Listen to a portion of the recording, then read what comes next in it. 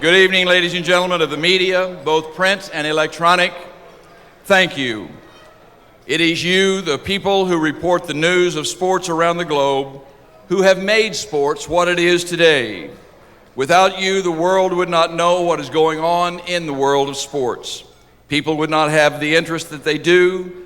The salaries of the athletes playing the games would be lower, and they probably would not have as many teams from which to choose to play if it was not for you. The rest of America might not recognize or appreciate that fact, but in Salisbury, North Carolina, we do. We do.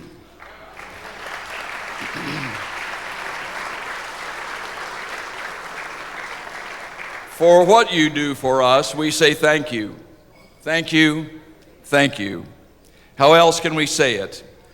Well, we'll try to do that tonight as we honor you through praise and awards that tell you what you mean to us. The laymen who don't have the opportunity to attend these competitions in person, we rely on you, we need you, so tonight we honor you.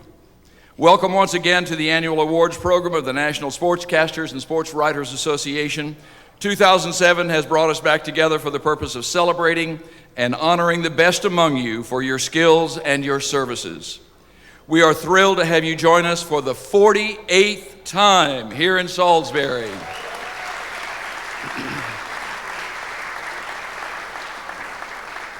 We congratulate all of you and our thanks to all of you. And if you don't hear it anyplace, you will always hear thank you in Salisbury, North Carolina. So welcome home.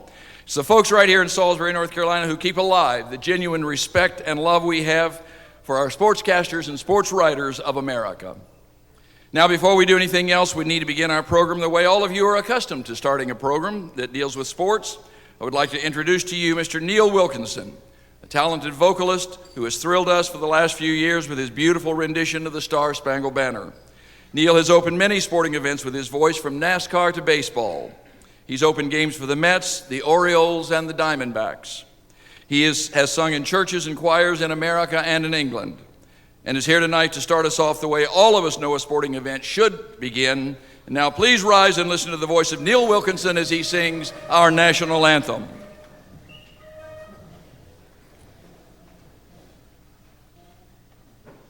Oh, say, can you see by the dawn's early light what so proudly we hailed at the twilight's last gleaming, whose broad stripes and bright stars through the perilous fight o'er the ramparts we watched were so gallantly streaming, and the rocket's red glare, the bombs bursting in air, gave proof through the night that our flag was still there.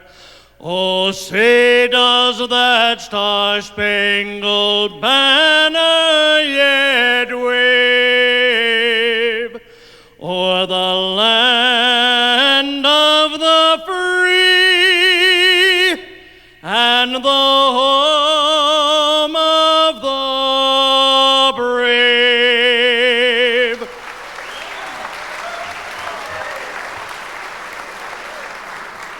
Thank you, Neil. You'll have the opportunity to hear Neil again later. It is difficult indeed to make the next announcement. We had some losses this year among our membership.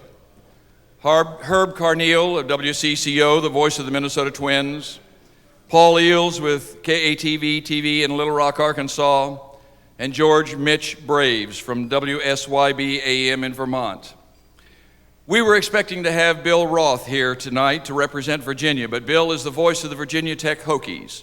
And they're having a meeting of all their athletes in Blacksburg tonight, and he's serving as the MC. He asked me to thank all of you who wrote to him or called him with your condolences. He heard from many whom he knew and some he had never met. He said, "It just shows you what a great organization we have in NSSA." On behalf of our members who have passed on, and for the Hokies of Virginia Tech, athletes and non-athletes, please join me in a moment of silence.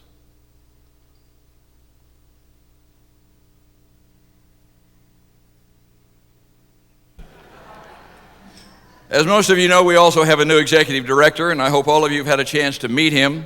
He has a few words of welcome for you at this time, so I may take this opportunity to introduce you to Mr. Glenn Hudson.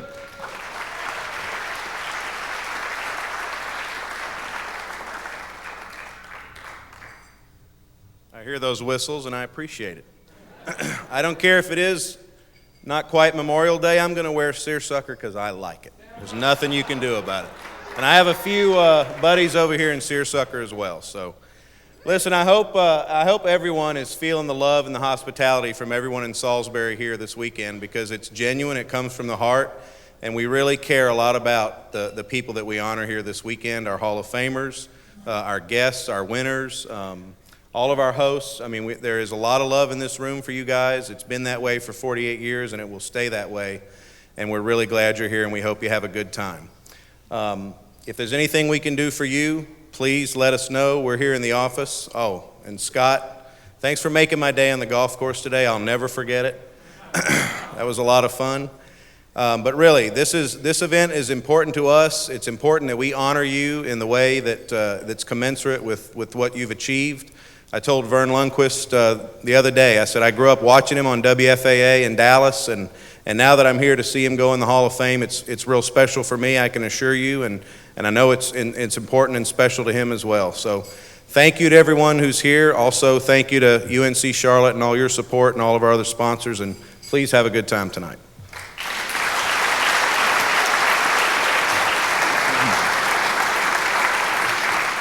As you may know, we have a new connection this year with the Paul Bear Bryant Award, and Lisa Burns would like to have a few words with you as their representative. Lisa?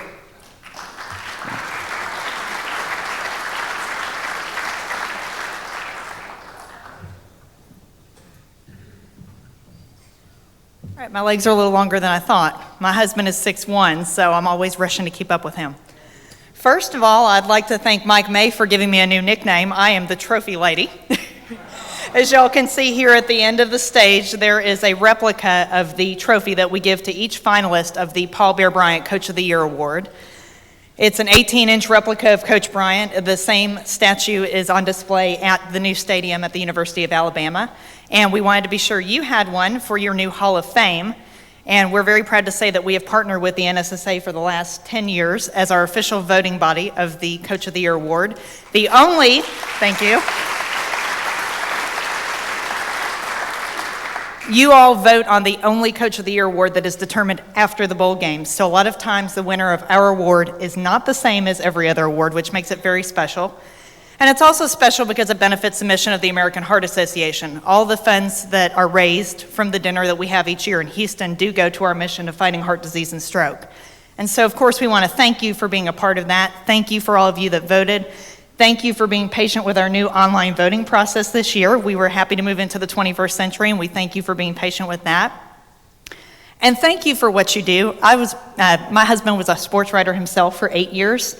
So I understand that it's a thankless job. It's a lot of weekends and evenings out, and I completely understand what it's like to be a sports wife widow. So thank you to the spouses as well, and we really enjoy our partnership with you. We look forward to another fantastic year. You'll be hearing more often from us during the year. And please save the date. January 17, 2008 is our award ceremony this year. We're honoring Tom Osborne as our Lifetime Achievement winner, so there's a piece of scoop for you. And so please look for us, please help us vote. If you'd like to get more involved, whether it's with the Bryant Awards or with the Heart Association in your local community, I'd be happy to get you more information on that. And thank you again, we're really glad to be a part of this wonderful evening.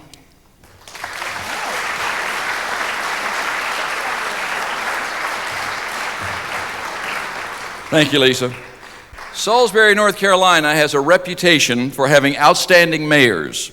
This could not be more evident than with our current mayor, because grace and charm are just a couple of the many descriptions that could be used when introducing our lovely First Lady of Salisbury.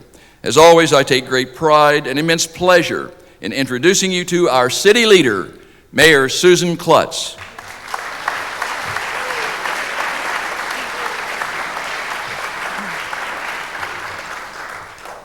Thank you. I am so excited to be here tonight to once again welcome you officially on behalf of the City of Salisbury. It's truly an honor to have you here, and we are so proud of the NSSA and the fact that it is such an important part of this city. And I want to say a special thank you to the Board of Directors, the National Board, the local board, to the staff, to the sponsors. And I want you to know, if you're visiting here for the first time, that the host and hostesses are just wonderful examples of our Southern hospitality and what makes this city so special. And thank you to them.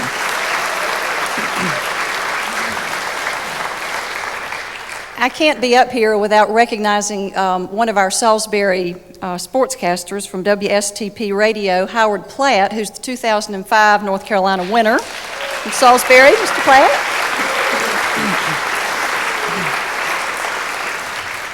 Now, if you are new, you may say, what in the world am I doing in a city of 29,000 people in Salisbury, North Carolina, in the middle of the state?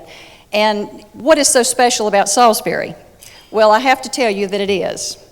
And I just want to give you two examples of what has happened in the last year that makes this sort of an interesting small town.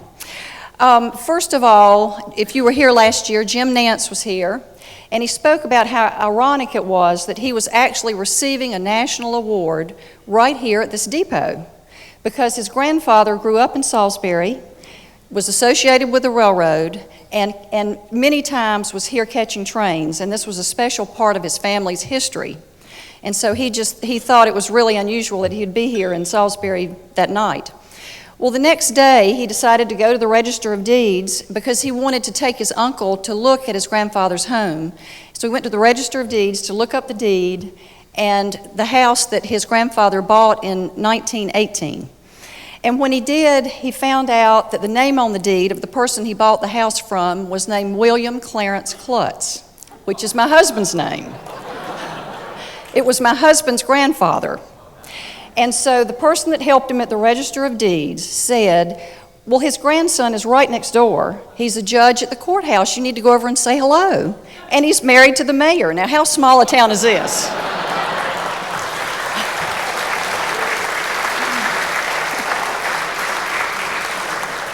So Jim went over to the courthouse. Now, have you ever been in a judge's office? It's not easy to get into a judge's office. You have to go through security, then you have to go through a locked door. I mean, the public just doesn't go to judges' offices. And usually, if anyone's in there, they're a lawyer, something to do with a case or something. So my husband was on the bench trying a case, and he got a note that said, Jim Nance is in your office. And he said, sure, Jim Nance is in my office. What's going on here? So he called a recess, left the whole courtroom, went back into his office, and he looked up in amazement and he said, you're Jim Nance. And Jim said, I know. And he said, and I had dinner with your wife last night. And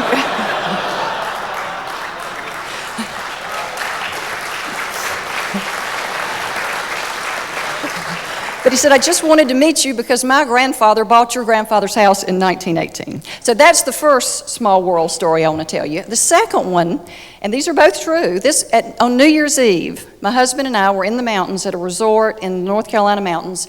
We were at a New Year's Eve party, and I was standing, of course, close to the bar, and my husband was somewhere else. But anyway, and I happened to be standing next to this woman. I did not know her. She did not know me. And just to strike up a conversation, I asked her name and where she was from, and she said Greensboro, North Carolina. And I said, so the next thing I asked her was, do you have children? And she said, yes, I have two. They're both in California. One's an actress and one's a screenwriter. And I said, how in the world does somebody from North Carolina end up with two children in California? And she said, it's sort of a long story, but my son, right out of college, went to work for Sports Illustrated. And he was very lucky to be working with Rick Reilly. And she said, and so this is when it really got interesting. And she said, as a matter of fact, they wrote a screenplay together 15 years ago. And all of a sudden it's being produced by George Clooney. And so I looked at her in amazement because I knew what the next answer was going to be to the next question I was going to ask her. And I said, what is the movie? And she said, Leatherheads. And what she did not know, where I was from, she did not know I was the mayor, and she did not even know that that Salisbury had been chosen to film this movie that her son had helped to write. So in April, just 2 weeks ago, the whole movie crew was right here. It only filmed in this depot parts of the movie for Leatherheads, starring George Clooney. And you may think it's pretty incredible that the only place they chose, and the movie's not even set in the South, but they came to Salisbury and other places in North and South Carolina. They filmed here just 2 weeks ago. And you may say, that is an incredible coincidence. But you know what? I don't think it's a coincidence. Because Salisbury is the center of the universe.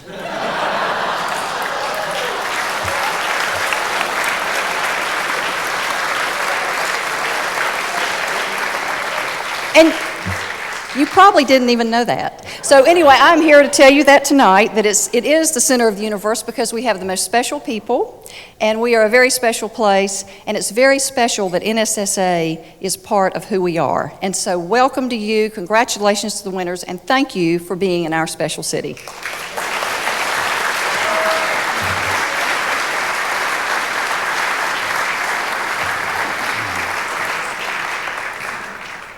The one coincidence that she didn't mention, however, was that not only did Jim Nance's father or grandfather work for the railroad, but while he was giving his acceptance speech, a train went through. And it will happen again tonight. Thank you, Susan. We have some new sponsors we wish you to meet this year. Please welcome the Belk Business Department of the University of North Carolina at Charlotte.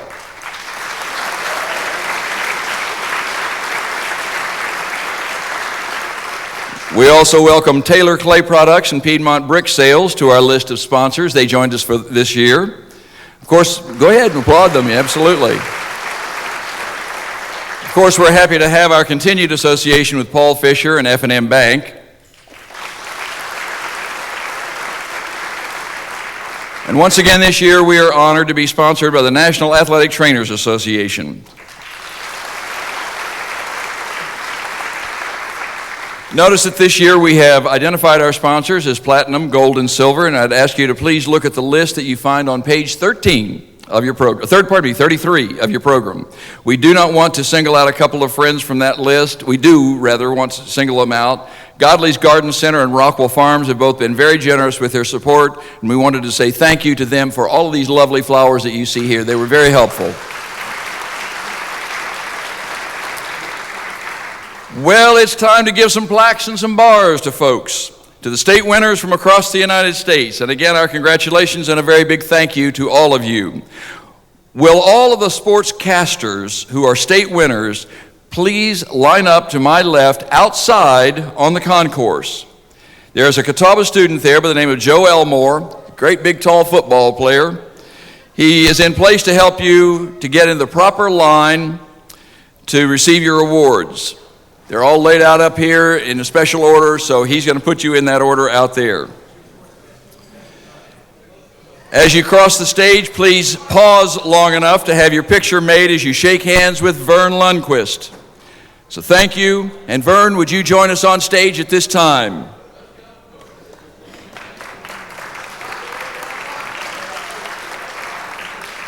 I can't tell you how excited I am to have the pleasure of introducing this next person to you.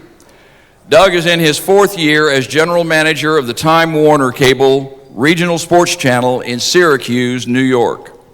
He brought Syracuse University football and basketball to you for 19 years as the voice of the Orange Men. A 3-time state Sportcaster of the Year, Doug has served as president of the National Board and as a director for more than 2 decades. 2 years ago, Mayor Klutz recognized his longtime commitment to NSSA by presenting him a key to the city. To introduce our state winners, please welcome Doug Logan.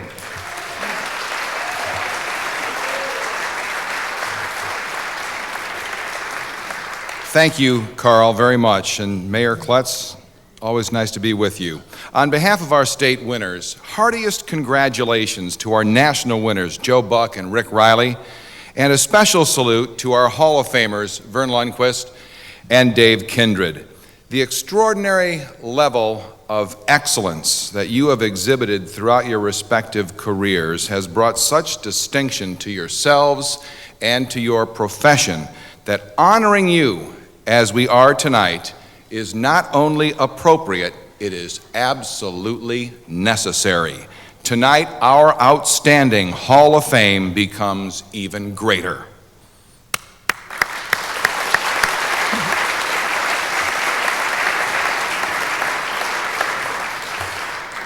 Now, tonight we have honorees representing 33 states, and we have with us 14 first-time winners.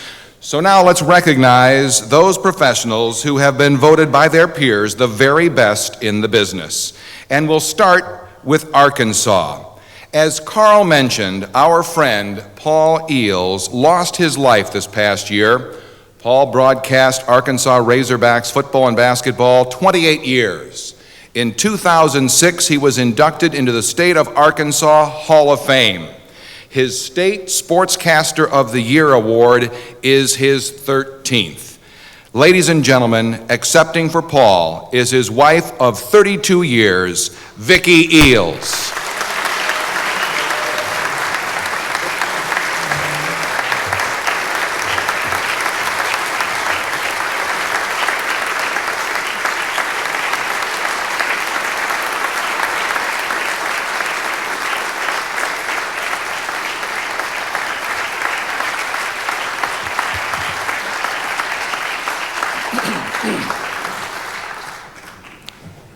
Now, ladies and gentlemen, introducing the NSSA Sportscasters of the Year. From Alabama, 4 years, lead announcer for the Auburn ISP Sports Network, offering play-by-play for the Auburn Tigers. First trip to Salisbury, Rob Bramlett. Out of Connecticut, 15 years with WTIC Radio in Hartford, play-by-play voice of the Yukon Huskies, host on ESPN Radio and anchor at WVIT TV, 6-time winner, Joe D'Ambrosio. From Delaware, an independent contractor just completing his 8th season as color commentator for the University of Delaware Fighting Blue Hens, football and basketball on WRDX Radio in Claymont. First award for Bill Komisaroff. From Florida, the 33-year voice of the Florida State Seminoles, an 18-year voice of the Tampa Bay Buccaneers, a 9-time honoree, Gene Deckerhoff.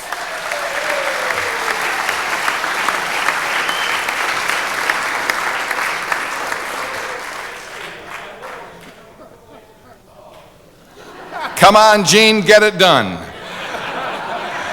From Indiana, the 34-year voice of the Indiana Hoosiers and hosting coaches' shows, provides television play-by-play during the preseason for the Super Bowl champion Indianapolis Colts. 19th honor for Don Fisher.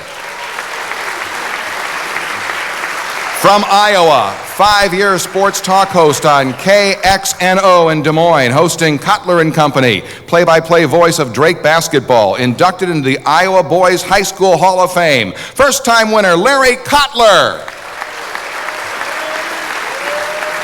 From Kentucky, 7-year sports director at WLAP Radio Lexington, offering play-by-play for the University of Kentucky Wildcats in football and basketball. 4th award for Tom Leach. From Maine, 12 years with WZON Radio Bangor. This season, he called play-by-play of his 450th University of Maine Bears hockey game. 4-time honoree, Dan Hannigan.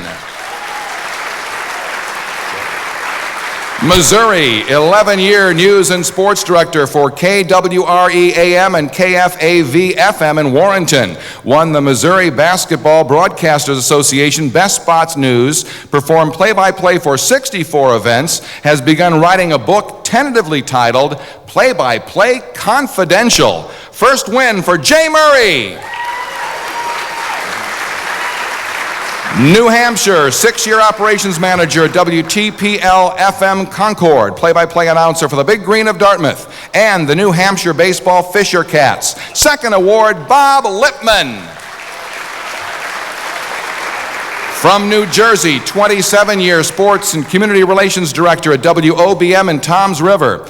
He hosts morning sportscasts on 3 stations and announces weekly high school games. And he's the founder and director of the largest high school basketball tournament in New Jersey. 9th time honored, Kevin Williams. From New Mexico, 13-year sports director at KRQE-TV in Albuquerque, covering the New Mexico Bowl, the NCAA tournament, and the Mountain West. 7th win for Van Tate. From North Carolina, 11-year Director of Broadcast Operations for the Wake Forest ISP Sports Network, calling the play-by-play as the voice of the Demon Deacons through the ACC title game and the Orange Bowl. 2nd award for Stan Cotton. From North Dakota, 25-year sports director at KUMV-TV Williston, specializing in high school championship football and basketball. A 4-time honoree, John Cole.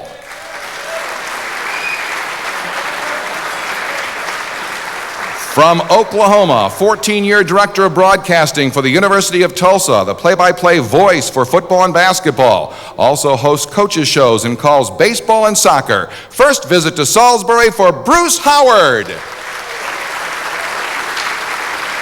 From Rhode Island, 4-year radio play-by-play announcer for the AAA affiliate of the Boston Red Sox, Pawtucket. A first-time winner, Steve Hyder. From South Carolina, 8-year radio and TV voice of the Gamecocks out of Columbia, calls South Carolina football on CSS television and Cox basketball and baseball on the radio. 2nd win for Mike Morgan. From Tennessee, the 8-year play-by-play voice of the Tennessee Titans, 9 years overall with the NFL club, 5th time honored, Mike Keith. From Utah, 22-year sportscaster with KTVX-TV in Salt Lake City, covered the NCAA basketball tournament, BYU's bowl game, and the Utah Jazz NBA season. 4th award for Wesley Rough. From Vermont, 25-year sports director with WSYB in Rutland, voice of the University of Vermont hockey plus area football, basketball, and baseball. He's received numerous Associated Press awards. 17th time honored, Jack Healey. From West Virginia, 12-year director of broadcasting for Marshall University, the longest tenured voice of the Thundering Herd in school history. 6th honor for Steve Cotton. From Wisconsin, the 13-year voice of the Wisconsin Badgers, host of the Coaches radio and TV shows. This is the 5th win for Matt LePay. And from Wyoming, the 10-year sports anchor with KFBC Cheyenne, pregame host for Cowboys football and the voice of Wyoming Cowgirls basketball. First visit to Salisbury, Reese Monaco. Ladies and gentlemen, let's have a big hand for all of our state-winning sportscasters.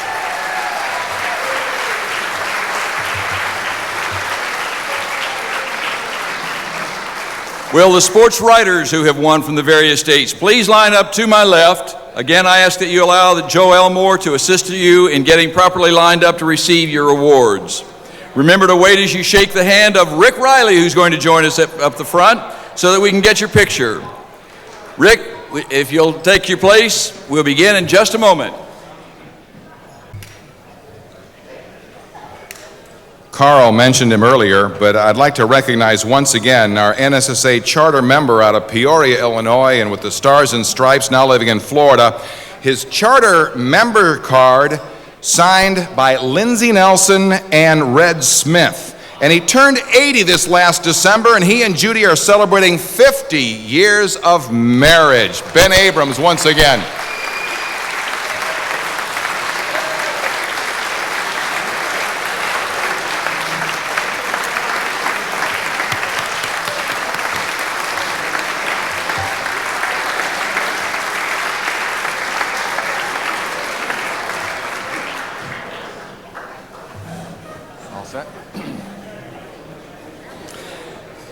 Now, let's meet our NSSA Sportswriters of the Year. From the great state of Alabama, 16 years with the Huntsville Times covering Auburn University athletics. First win for Philip Marshall.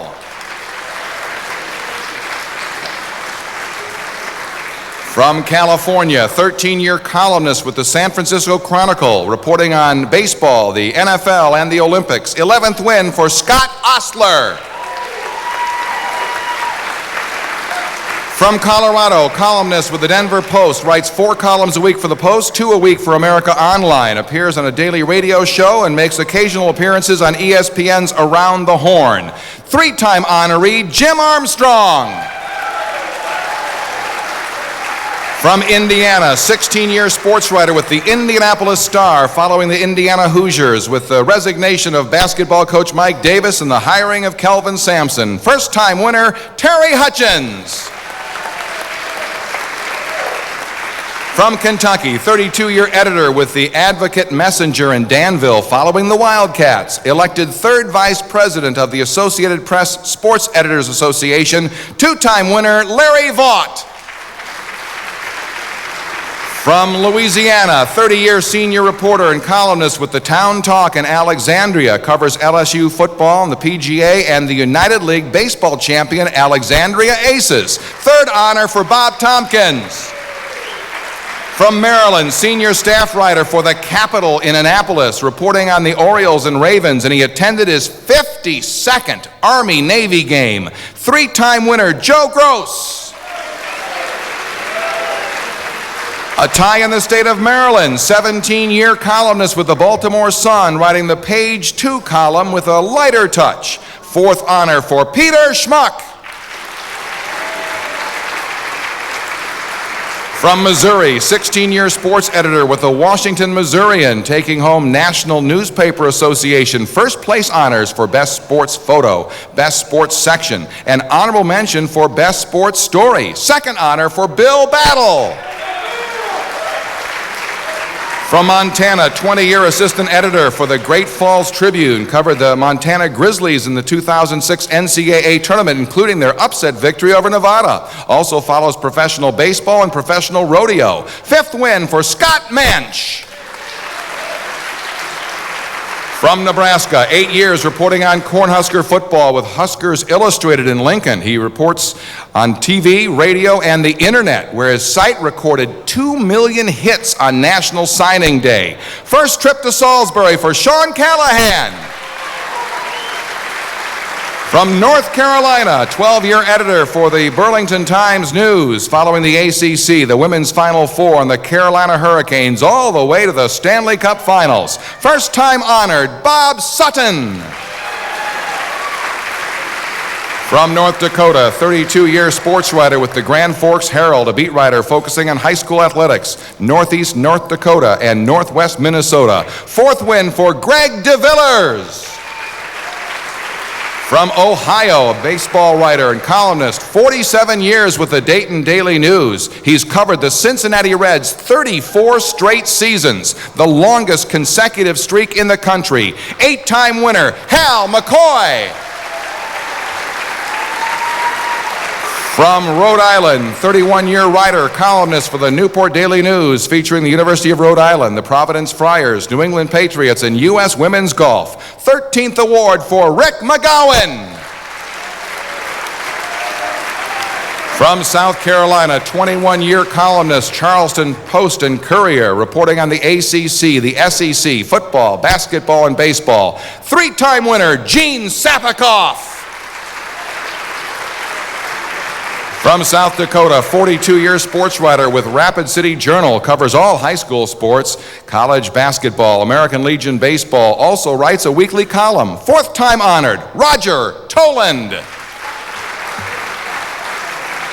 From Utah, first-year sports editor with the Davis County Clipper, Bountiful, wrote an article on a cancer victim named Romney Oaks. He was exploited for his weakness in a Little League baseball game, and the story was later picked up by Sports Illustrated. First win for Ben DeVoe.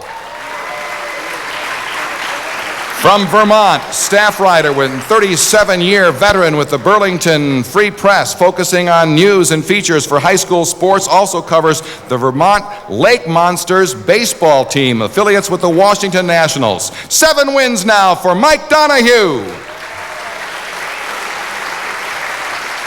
From Wisconsin, 22 years with the Milwaukee Journal-Sentinel, covering the Green Bay Packers and the NFL for 17 years, preceded by 5 years with the University of Wisconsin. First trip to Salisbury for Tom Silverstein. And out of Wyoming, 13-year sports editor with the Wyoming Tribune Eagle in Cheyenne, covered the University of Wyoming sports and high school sports along with American Legion baseball, professional radio, received a Wyoming Press Association award for sports column writing for the 3rd time in 5 years. A first-time winner, Robert Gagliardi. Ladies and gentlemen, our state-winning Sportswriters.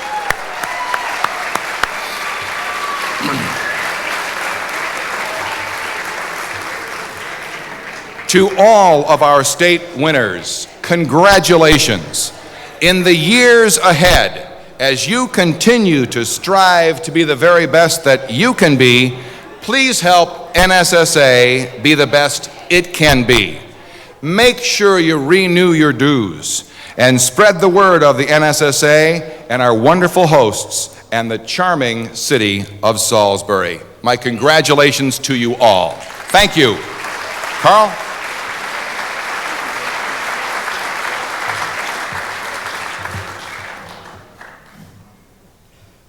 What a thrill for all of us to recognize the people who've been chosen to be the national winners each year. This is especially true when you read and hear the quality of the sports reporting of today. The new reporters, whether they write for newspapers, magazines, or write books, broadcast on radio or television, are among the best who have ever served sporting events. That's who you're looking at across the table today.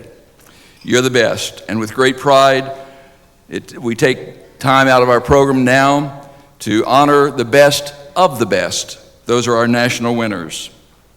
Joe Buck is a 3-time winner of the National Sportscaster title, but unfortunately Joe was unable to be with us tonight. He did, however, send us a DVD that we can enjoy and to get a flavor of the wit and broadcasting skills of the voice. Please watch with me, Mr. Joe Buck. Off his back foot, up for grabs for Burris, and Plexico Burris has given the Giants their first win of the year. He said, you know that Bill Dickey was one of the best dancers that he ever saw? So who led, you or Dickey? No, come on. Now I know you were going to know that. That's why I gave the disclaimer earlier. That's why I said I thought it was a strange question coming from a guy who's trying to sign you. Come on, that's unfair. That's unfair. Shall we dance? No. Going after Scott Rowland. And Scott Rowland hits one into deep left field. Back at the wall, a leap, and a catch! Andy Chavez takes a home run away and turns it into a double play. Unbelievable! And now a word from one of our sponsors, Wrigleyville Shaving Cream. A shaving cream that glides on ever so soft. A shaving cream that digs down deep into your pores. It pulls the whiskers up and it says, hello there, shave me. Put me into the sink and whisk me away into the nearest lake. Oh, I'm feeling smooth.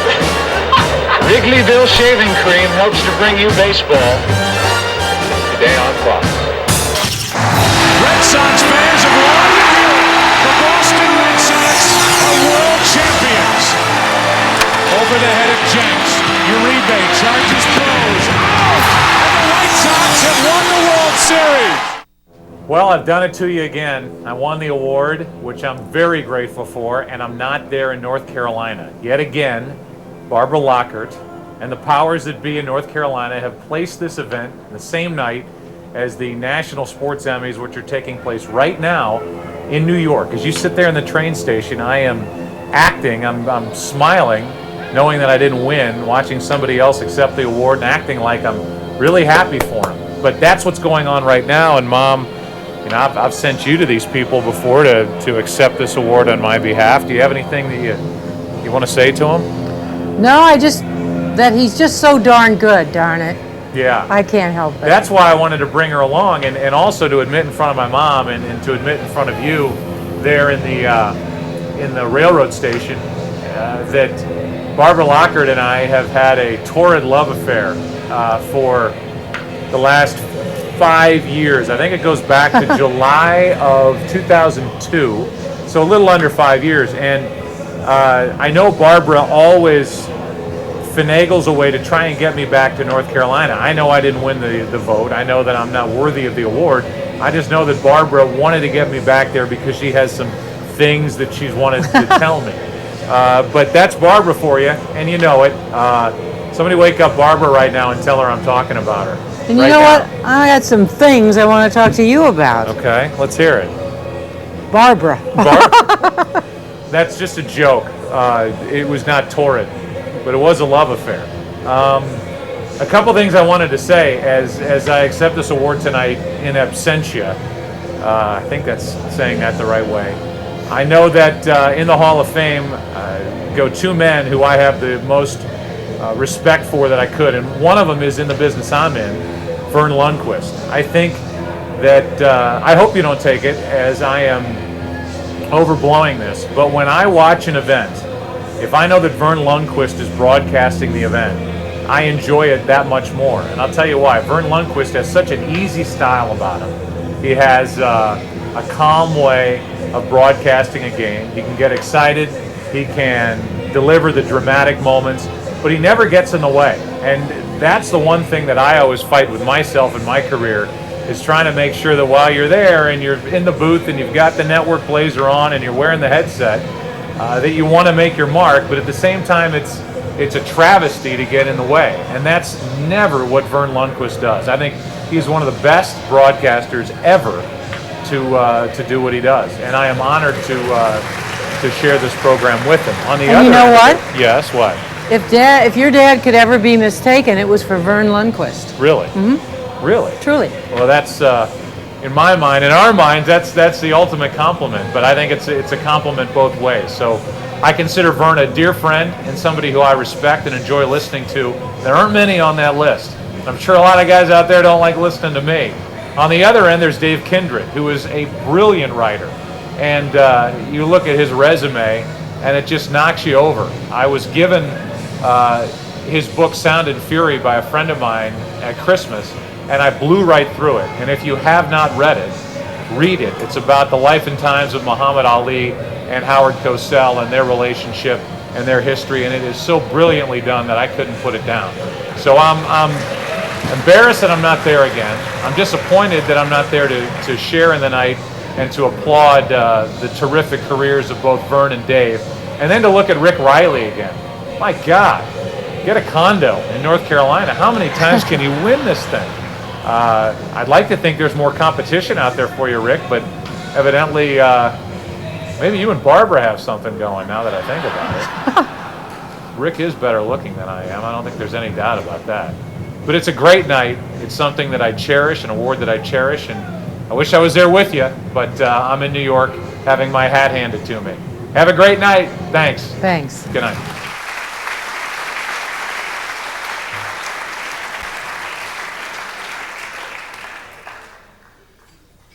We will get Joe's award to him a little bit later, but we appreciate him sending the DVD to greet all of you. Growing up together in Boulder, Colorado, Rick and John Reilly chose different directions, but not before John taught him everything he knew about writing. He still gives him all of his ideas, now lives in Denver. Rick goes to him regularly. John is truly a fan of his big brother. I was told to remind everybody that John is the younger of the two. One of the most difficult tasks for any person is to introduce a family member. That family member just simply knows too much. So how does one choose what is relevant and what is embarrassing?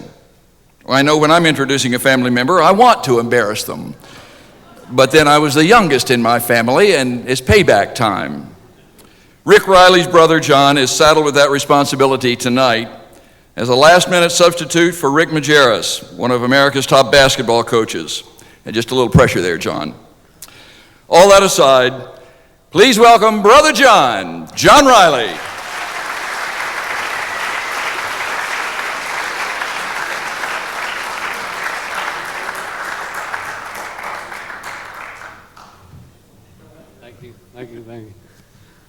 Thank you.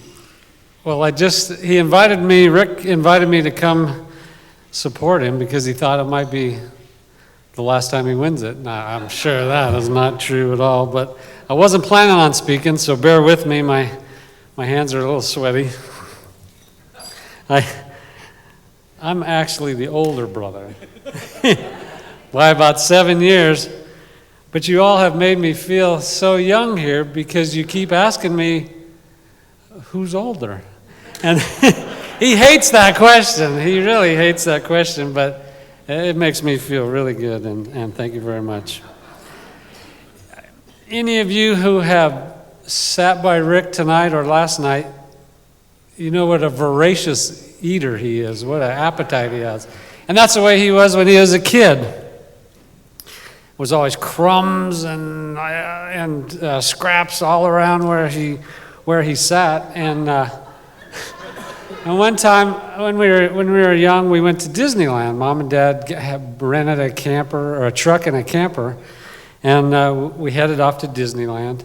And we didn't have much money, so it was always picnic lunches that Mom would serve. And one day we were in Elko, Nevada, coming back from Disneyland, and she set out the nice picnic table, and all the food was still there. I mean, it was great. There was no crumbs. I mean, I could have anything I wanted, the dessert, all the food. And we realized Rick was no longer with us. We had a system where the people in the cab of the truck would count how many people were in the cab, and the people in the camper would count how many people were in the camper. And there was just a little hole, you got through between the cab and the camper, and we realized that Rick was actually the only one who did that counting. And we had left him somewhere between Elko, Nevada and Disneyland. But here still was this beautiful picnic spread, and I go, Mom, I know Rick's not here, but can we just at least, finish the food, before he gets here? Because he would just, he really likes to eat. So it was food or Rick. We go find Rick. Food, and we go find Rick. So anyway, we headed back towards Disneyland and found him at a gas station about 20 miles later. And so anyway, that was just a little side story.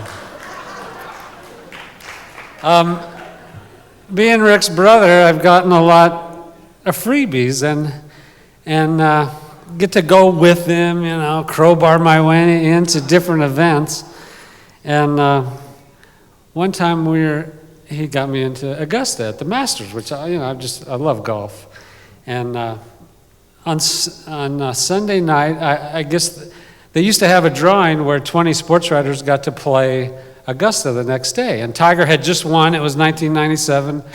And I was staying with Rick, and he won the drawing to play Augusta on Monday. And he said, just so nice. He says, I played it before. I'm going to be up all night writing my story. I got a flight at 11. Would you take my place? And I was like, oh, please, twist my arm. I should gladly play Augusta the day after Tiger won. So I played, and I was on the last hole, and my caddy, I took a big divot. My caddy presented the divot to me, and he said, take this as a souvenir of your round. And so I was just so happy. I went right to Subway, bought a sandwich so I could have the little bag that they come in, and I put the divot in the bag so I could put it on so it wouldn't rot, so I could plant it in my yard when I got home.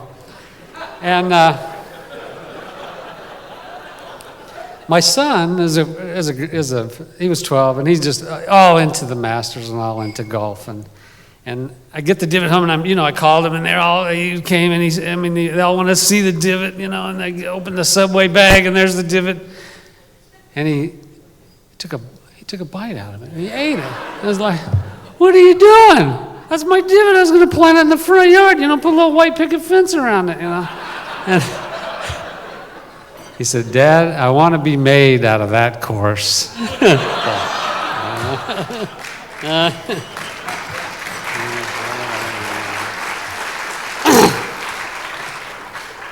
I got to go to the Ryder Cup last year over in Ireland, and we land in Dublin, and we rent a car, and the steering wheel's on the wrong side, and you have to drive on the wrong side of the road. And I said, I'm great with maps, I'll help you, but I'm not driving.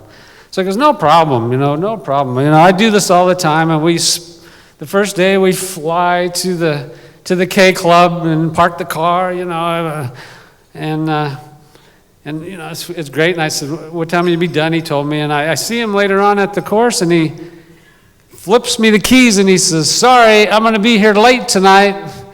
You got to drive the car yourself." And I was like, oh man. So I just practiced driving around the parking lot, just where we had parked the car. I thought, okay, this isn't going to be so bad. So I get out onto the street, and I'm all by myself, and I'm scared to death, and my heart's racing, and the first turn's a left turn. Okay, that's okay. I don't have to cross any traffic, And then I get to the next big intersection. I have to go right to our hotel. But I don't know which lane exactly to go into once I make the turn, because I was like totally never done it before, so I couldn't do it, so I turned left. So now I'm going the wrong way from the hotel. And do you know how long it takes you to get back to your hotel in Dublin if all you can make is left turns? It was, thanks a lot for that, by the way. Another night in Dublin, we got lost. We couldn't find the hotel. And we looked, and he's terrible with maps. I don't know if any of you have ridden with him, but I'm not that good either. So we see this this food delivery place, and they got a phone number out in front. So we call them, and we go, "Yeah, we'd like some food delivered to our hotel." And we make the order, and we just stay out there, and we just wait. And the guy gets in his delivery car, heading to our hotel, and we follow him. That's the only way we could have found that hotel. That was your idea, I think. So tonight's another night. I tag along, and I'm just, I came here to support him, and Barbara set up the ride along with in the NASCAR, and he was gracious enough to give me the seat, to ride in the shotgun in the car, and it was just great of you to do that. I appreciate it very much, but I've never been so scared in my life. That first turn at 185 miles an hour, I go, holy crap. It just scared the crap out of me. I got a little better after about the third lap, and when I got out, I got on the ground, I kissed the ground. I was just so happy. It was just the scariest thing I had ever done, and that was until I got in the car with Coach Hester. All that guy needs is a fire suit and some decals, and he's racing. Thank you, Coach. All right. But this isn't as bad. My sweaty palms went away. All right. Seriously, I've read him since he was 15, back at Sacred Heart in Boulder and at the Daily Camera. And he works really hard, and he's always very, very prepared. And I know whenever he writes a story, it just takes forever. He rereads it, and if he sees anything there that he's ever read before, he takes it out and just keeps making it more and more original. And it's all his stories are just so original, and they're just, that's what makes them so fun to read. And I agree with your award, and I couldn't be more proud of him. And I'd just like to present to you my older brother, as you say, Rick Reilly.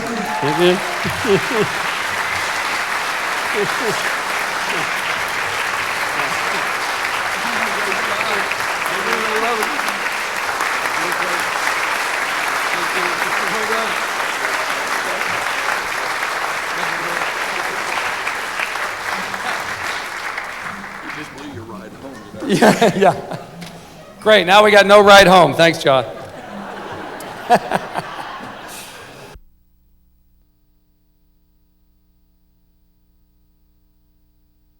I want to thank my brother, and John, I have to tell you, Mom confessed to me she liked me best. So it's so weird with John, because you'll be at like Wimbledon, or you'll be at the British Open, or you'll be at the U.S. Open, and like everybody knows the guy. Bob Costas will be like, John, how you been? He goes everywhere with me. So it's great to have you as a companion, and he knows when to get out of my hair and go drink, which is every night.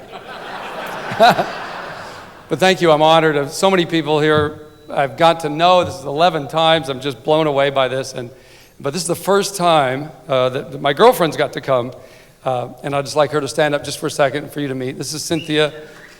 Thank you. She, unlike crack, she's changed my life in a very good way. So thank you so much. Whenever I stand with her, people come up and say, "Do you win a contest or something? What are you doing with this girl?" She's a little out of my league, but thank you so much. She got in that NASCAR deal last night too, wearing a dress much like this. Do you remember that, Scotty? And there's no doors on these NASCAR cars. So she had to sort of climb in feet first. And all of a sudden there were 20 of these Jeff Gordon guys suddenly stopping what they were doing to watch her get in this car in this very short skirt. So we had some fisticuffs with the pit crew, but it's pretty much, the lawyers are going to settle it. She played with us in golf, and she went around the course with us today for 18 holes. I'm not sure she'd ever been on a golf course. And on one hole, I think it was like the third hole, I said, "Babe, can you bring me my putter," right? So she's like, and she goes over the bag, and she gets it, pulls it out, and pulls a club out and comes toward me and goes, "I'm so glad it had a P on it, or I'd have never known." It was the pitching wedge. So if there's big divots in your greens, I'd like to apologize, because it's not my fault. It's her. So glad it had a P on it. Played with Scott Hamilton today. His meds are a little off. He's not a sane person. And it's very hard to not be able to hit your drive past the figure skater. You know what I mean? It's kind of a drag.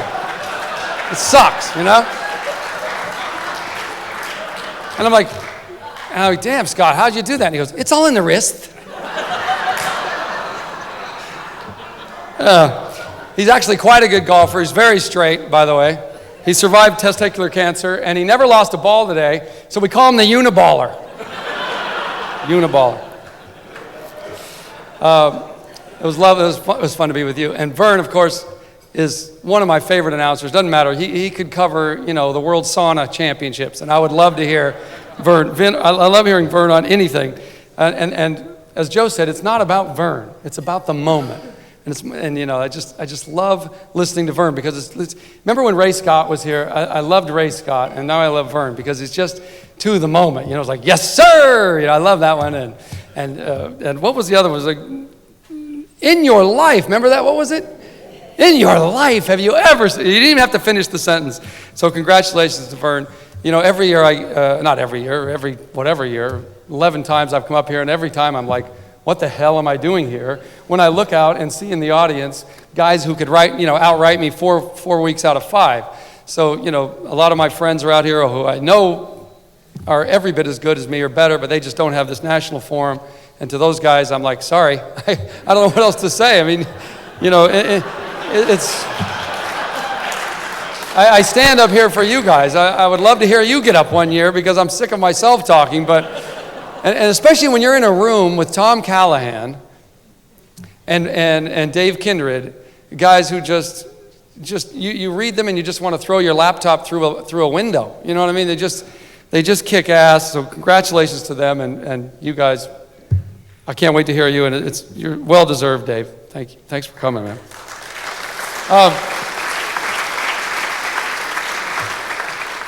There's one guy who isn't here tonight who maybe we all know, and he's been in the news this week. His name is, and I came up with him at the LA Times. As a sports writer in 1983, he was one of the guys. Scott Ostler and I were with him. Jim Murray was still there. A lot of, Mike Litwin, a bunch of guys were there. And his name was Mike Penner, good friend of ours. Mike Penner, great guy, played hoops with him. Well, last week he wrote a column saying that he will no longer be Mike Penner. He'd like to be known as Christine. Am I making this up? Am I making this up?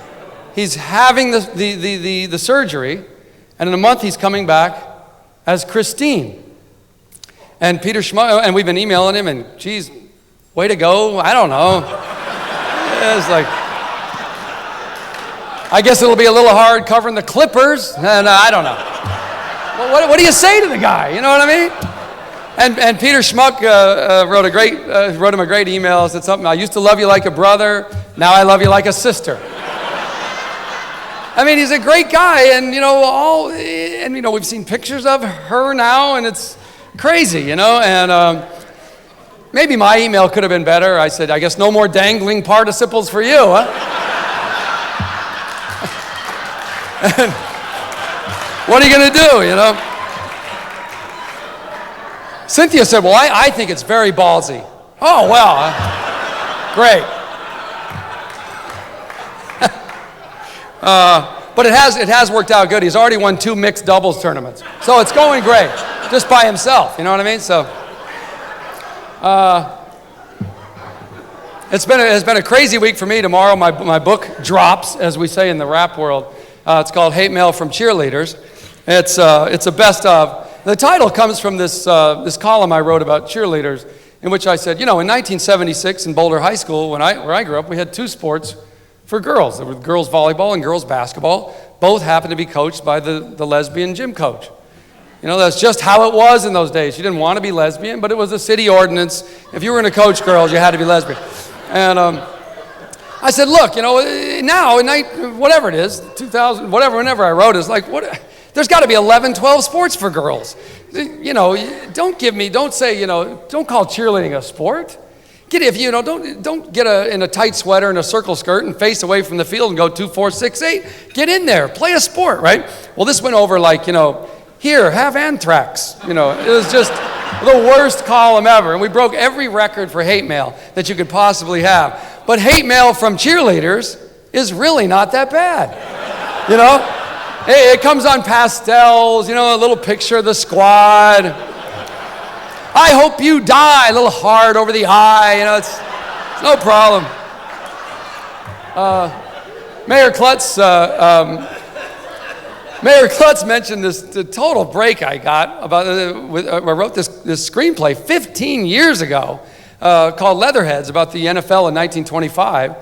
And suddenly we get this call that says, oh, guess what? George Clooney's rewriting it, and he's directing it, and he's starring in it, and it'll come out December 7th. How's your day going? Great. So it was totally cool, and I don't know what it's going to be like. It was about it was about pro football in Duluth. It still seems to be somewhat about that. And I went to Greenville, South Carolina, because they offered me a non-speaking role in it. And so I get there, and apparently all these paparazzi have been trying to get in, right? So this was in Travelers Rest, South Carolina, right? So they built this, they took this old high school stadium and made it really 1925, and they built this press box, and they put like $50,000 of fake trees around it, and all these paparazzi are trying to get shots of Clooney, and Renee Zellweger's in it, and a bunch of people are in it. And so during a break in the action, they had like a 30-minute break, and this security guard goes over to take a leak in one of the bushes. And the bush says to him, hey, watch it. I swear. A paparazzi had dressed himself up as a bush. I swear. That was crazy. And to his credit, the security guard did not stop. So there you go. So I met Renee Zellweger, right? Renee Zellweger, star of many films like Jerry Maguire and all this. And she comes up to me and she goes, "Hello, Rick. It's Renee Zellweger. I want to thank you. I think the script is great. And I'm really excited to play. And I said, "Stop. You had me at hello." No, I made that up. But wouldn't that be great? I think that'd be great. Clooney was very nice, and it's weird to just say, George Clooney and I threw the football around every day. He just wanted to throw the football around. He's wearing a wool, jersey and leather pants. He's got the leather helmet on, and every now and then he'd pull out his BlackBerry and put it back. It made no sense, but we were in this scene where I have no speaking part, but I'm in this press box, right? And it's me and the that guy that was in Office Space. You remember the guy with the stapler? I was told I'd get the stapler. You know that guy? So he's in it. So it's me, it's the guy in the stapler, and Renee Zellweger is supposed to walk in. And you guys can relate to this, right? 1925, a woman walks in the press box. Not gonna happen, right? So we're all supposed to do it, right? No women in the press box. And the actor goes, "No women in the press box," right? And she's like, whatever. And they have a bit of a repartee back and forth to each other. And I'm just supposed to go, right? So we must do this take 17, 18 times. And about the 17th time, I said, "George," oh great. I said, "George, is there?" He's given direction to Clooney and to Zellweger and the guy. I said, "Is there anything you want me to do?" And he goes, "It's great, Rick, when you clear." I said, "You got it, George." And so I asked the actor, I said, "What's that mean, clear?" And he goes, "That means when you get out of the shot." So I got that going for me. If there's any. So that's it. So I hope it goes well. I hope you all go see it 3 times because I get like 0.1% on the back end, which means 0. But hopefully it'll be a big hit. I love Salisbury. I love coming here. It's the only place I know that can make sportswriters happy. We're just not a happy bunch. But I notice when we see each other for like a month after, we're like, "I appreciate you." Well, hell, I appreciate you, man. Well, bless your heart. Well, how about a cheer wine? Well, hell yeah. Well, hell, I appreciate you. We love Salisbury, right? So this is my 11th damn time getting up here, and I was going through all my speeches because I save all the speeches, and I decided, well, hell, let's make a list of things that I've never heard in Salisbury said, and I don't think ever will be said. 10 things that I've never heard said in Salisbury, and I don't think you ever will hear said. Number 10, now stripping on stage 2, Mayor Klutz. Haven't heard that. Number 9, hey, I just saw George Clooney at College Q. That's not gonna happen, right? I never heard someone say, "You know what's great about Salisbury? Not a single blimp shooting accident." That's inside, right, Mayor Klutz? Did you not have a drive-by blimp shooting? Did it involve Rosie O'Donnell? No. It was a real blimp shooting. What the hell happened? Why are we shooting blimps out of the air? The hell's going on in this town? I leave you 1 year and you're shooting down blimps. Number 7, that Jeff Gordon is just a good old boy, ain't he? No, never heard that. Number 6, my moral compass, Glenn Hudson. These are all kind of inside jokes. Number 5, never heard in Salisbury, everybody's got bobcat fever. No. Number 4, oh, I'm sorry. Oh. Blame it on me. I named the team after my first name. Sure. Number 4, I wish Berman would have talked longer. Don't tell him I said that. Number 3, when does Coach K get some credit? Jesus. I know y'all love her. Number 2, from now on, I'd like to be addressed as Heather. And the number 1 thing I've never heard someone say, I hate coming to Salisbury. Thank you so much. Thank you.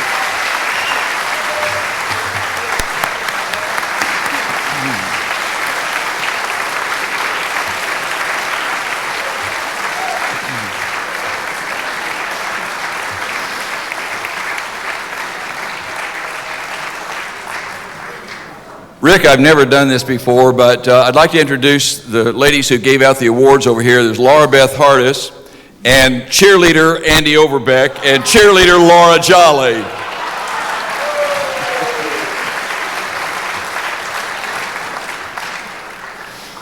NSSA has been inducting casters, writers, and celebrities into its Hall of Fame since 1962, starting with Grantland Rice. That tradition has continued with the addition of 1 or 2 or sometimes 3 members every year since then. This year brings us 2 more Hall of Famers who are to be recognized for their talent and their contributions to sports, either by writing or by casting. Well, I now have the privilege and the awesome responsibility of introducing one of the best known and most popular athletes of all time. Scott Hamilton began his public recognition and his long list of first place titles in 1981 with Skate America. He holds 17 first-place titles. He skated as an amateur until 1984 when he won the Gold Olympics. Turning professional, he began another list of first-place titles, 12 in all, beginning with the 1984 World Professional Championships. The list seems endless. He is clearly one of the most popular figure skating stars in the world today or ever, but he's also a role model, a humanitarian, a cancer survivor, and he's still recovering from a 2004 diagnosis of a benign, non-cancerous pituitary brain tumor. He was voted Male Athlete of the Year by the United States Olympic Committee in 1981, and in 1987 they awarded him the first Olympic Spirit Award given by the 1984 Winter Games. His tours and special appearances have been legendary, especially his signature backflip on skates. Though he officially retired in 2001, he has returned as a special guest star in select cities where stars on ice perform.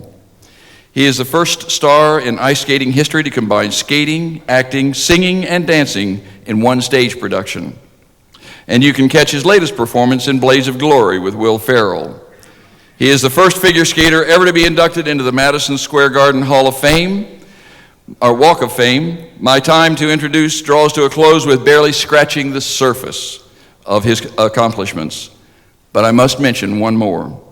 Scott was married in December of 2002, and in September of 2003, he and Tracy welcomed Aidan McIntosh Hamilton into their family, giving Scott his greatest title, Dad.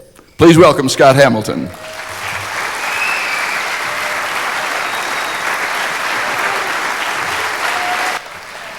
Yeah!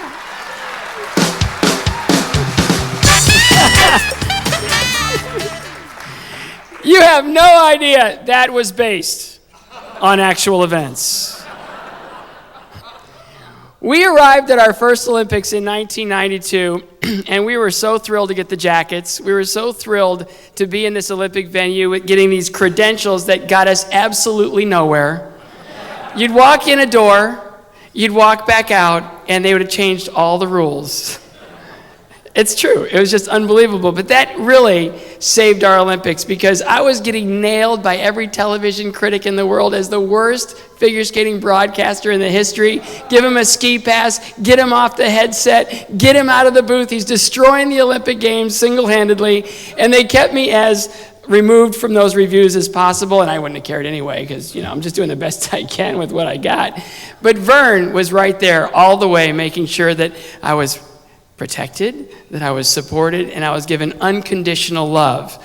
And we really needed it, because the venue challenged us on many occasions. And the one that was kind of based on, well, actually that kind of came back, that was early in the Olympics, but There was the ladies' event where Midori Ito and Christy Yamaguchi were going head-to-head for the ladies' gold medal. And Christy was kind of, well, you know, there's another Olympics in 2 years. If I don't win, I'm fine. I've never been to Europe before. We're going to have a great trip. And Midori Ito was being chased around and hounded by the Japanese press. It completely destroyed all of her training and everything else. But we're sitting there, and we call the ladies' championship, and Christy Yamaguchi won. Midori Ito landed the first triple axel in history, and we got to be part of that moment. And Verne had totally fallen in love with figure skating. Absolutely fallen in love. We get back, they're editing everything together because it was a taped Olympics from Albertville, and we're all happy and really great feeling about our performances, and we get the call from the broadcast center that we need one more performance. Well, we'd called everything we're going to call, and there was only one performance at the very end of the night, and it was by the French girl, Laetitia Hubert, who was mathematically in it for a medal, but she had an unfortunate performance.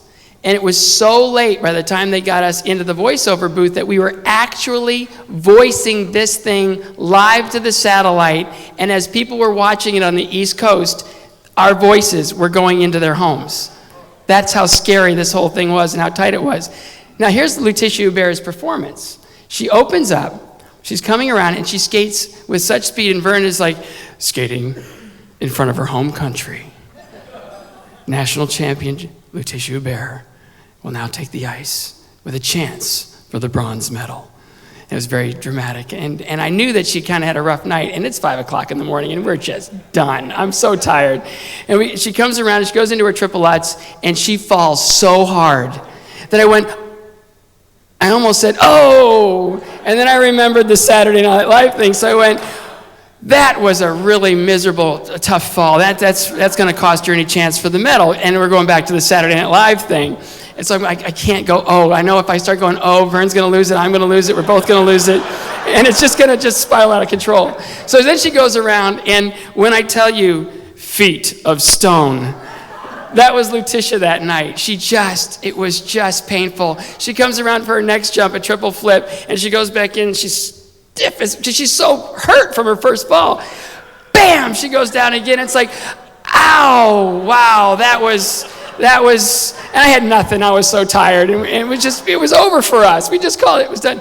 So we're trying to think of different ways of talking about her unfortunate performance, and down she goes again, and I have nothing, and I'm sitting there, I'm just looking at Verne, and you know, we have these things where I put my hand in his arm when I want to say something, and I'm kind of doing one of these, and I don't know what to say, and Verne's trying to keep the biographical information coming in, and born in da-da-da-da-da, and daughter of da-da-da-da, who's, and I'm looking at him going, I don't know how you're doing this, and she goes down again, and I didn't know what to say, and I start to sweat, and I'm just thinking, I've got to help this guy. Verne's my guy, I got to help him. And I have nothing to say, and he puts his hand on my arm, because he's got it. And I was like, oh, thank God. And he said, oh, bless her heart, she's exhausted.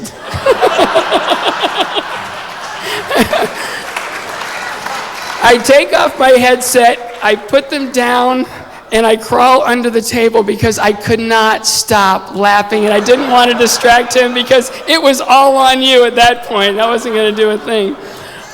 But we called 3 Olympic Games together, and I have to tell you that I had 3 broadcast partners in my career at CBS. The first one was 6'5". When we do a stand-up, it was pretty rough. The second one had absolutely no faith in my abilities.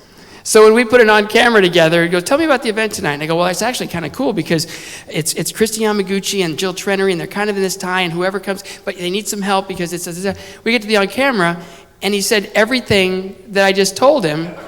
And then he goes, with us as always, our expert Scott, and he had me the mic, and all I could do is say, let's watch him skate, shall we? And the producers, directors of the figure skating knew that I wasn't developing as fast as I should be. And so they decided to recruit Uncle Verne.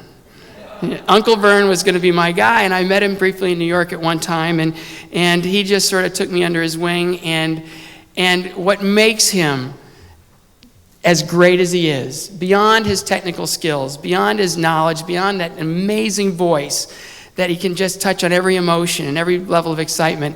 What's the greatest quality of Verne Lundquist is who he gets paired with, why they pair people with Verne, and it's because they can give him the best of the best, and he can hold his own, just rising up to that level. But they can give him people that are deer in the headlights. Total. Out of their league, got nothing. And he can bring them to a level of competency, and he can bring them to a level of confidence, and he can nurture in the most human way possible the best that they could be in a broadcaster.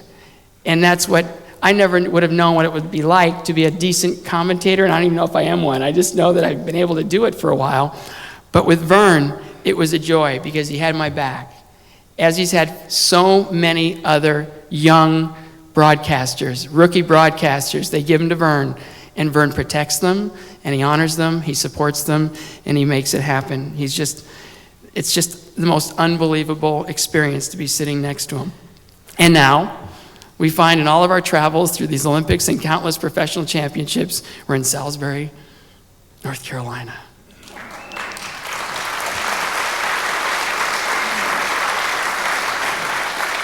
And I'm thinking, with all these people that he's been paired with, he chooses the figure skater? He could go football, he could go anything. He's got 22 sports he's called, something ridiculous. Paul Wiley first met him, he goes, "You look familiar."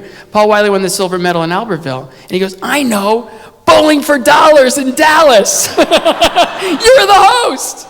And Paul Wiley got his medal, he's going around doing the wave thing, and he looks up at the broadcast center and he goes, "Up to Verne." But Verne is more than a sportscaster. And why he was so great for figure skating was because it's more about the art. Verne he loves all sports. He loves literature, he loves dance, he loves music. And figure skating combines so many of those elements that it found him, I think, as much as he found it. It needed his voice, it needed his passion, it needed that gentle quality that loves someone putting themselves out there naked on 200 by 100 feet of ice, just trying to make it happen in the most pressure-packed environment possible. And Verne honors their commitment to be there and to represent their countries, and he was the perfect voice for figure skating. And I'm going to quote a legend, Dick Button, because Dick would describe goods and greats. He said, "Good skaters win. Great skaters make the sport better just by their participation." And Verne Lundquist has made skating better by his role in it. The way you describe their performances, tell everybody who they are, and honor their commitments truly elevated the sport to a higher level for those Olympic Games and for every championship that we found ourselves struggling and celebrating through. And now your Hall of Fame is a much richer and better place because of this gentleman. Ladies and gentlemen, I present to you your newest member of the Hall of Fame, Merton Laverne Lundquist.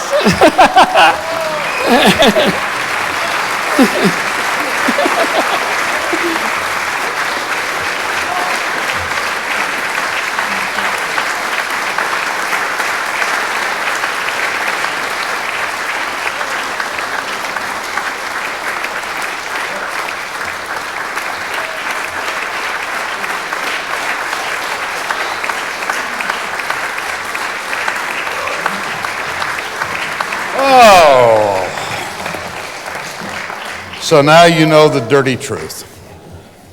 I am a junior. My father, Merton Laverne Lundquist Sr., went by Merton all of his life, and he and my mom decided that I should go by Laverne. Remember the Johnny Cash song, A Boy Named Sue? I got in about 16 fights through high school and college. And late, after I'd gone into broadcasting, and that's how it became Verne, a program director at WOC in Davenport, Iowa, where I was, believe it or not, those who don't know me well will be surprised by this admission. Those who know me well or think they do are going to be thunderstruck by this admission. I actually spent 1 year in theological school, Lutheran School of Theology. It was the Greek that got me.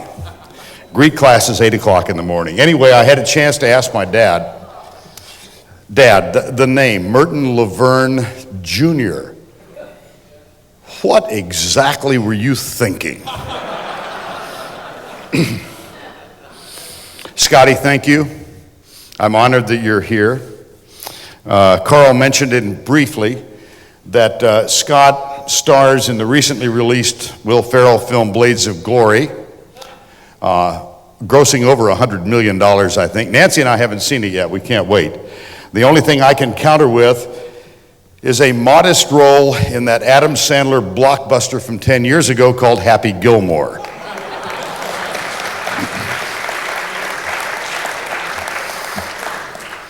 This is my second trip to Salisbury. In 1977, I was fortunate enough to win the Texas Award and came here, ran into Dave Simmons last night, and he reminded me that we had played golf at the event then. It was held over at Catawba College and at Keppel Auditorium, I recall, and we went through exactly the same kind of a drill that we did tonight. All of us were lined up alphabetically by state, and Doug, the fellow who did it that night, was not quite as polished as you are. And he was a big, young guy. Hefty would be a good word. And he was really concerned about getting all the names right, which essentially is part of what we do. And so we were lined up, Alabama, Arkansas, on down the list. I'm at the back of the line, behind John Ward of Tennessee and in front of Dave Blackwell from Utah. And the kid came down about 15 minutes before. We weren't quite as organized here as you were tonight. And he looked at me and he said, I just want to get the name right. I said, fine. He said, Van Lundquist? I said, no, it's Verne Lundquist. The E is silent. And he said, okay, fine. He went on. 5 minutes to go, he came back. He said, I apologize. One time. Vin Lundquist? I said, no, Verne Lundquist. He said, I'll get it, I promise. So we go through the whole list. We walk across the stage. Joe Buck's dad, Jack Buck, was there as the winner from Missouri that night. And he gets to me and he looks over, and he was a heavy-set guy, and he was really in a flop sweat now. I mean, big perspiration. And he said, and now please welcome the winner from the state of Texas, from WFAA in Dallas. Here is Verne Ludacris.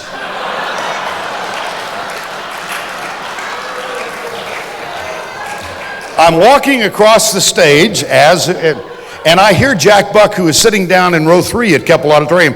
He roars, he said, ludicrous. And for the rest of his life, Jack Buck never called me anything but. It's a very special evening, and if you would indulge me, a time for a couple of acknowledgments.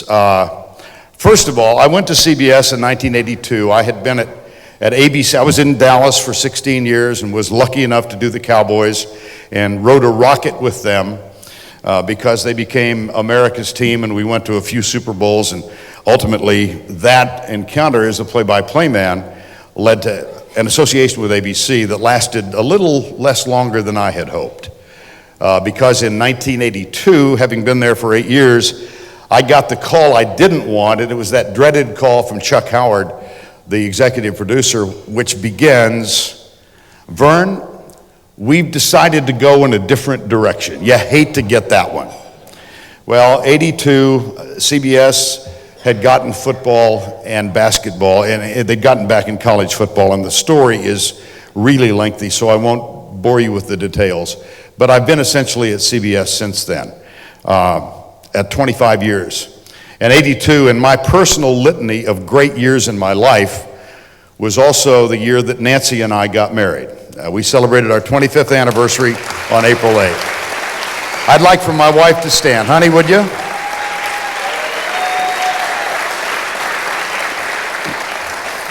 Let me just tell you about Nance. She's the kindest person I've ever met. She's got the greatest smile I've ever seen. She can tell a story with a punchline as well as any comedian, and she also has that ability to listen and laugh at jokes in return. And we have together negotiated some incongruities and obstacles that are put in everybody's spot in life, but we've also found those sweet spots that make life together worthwhile. I love you.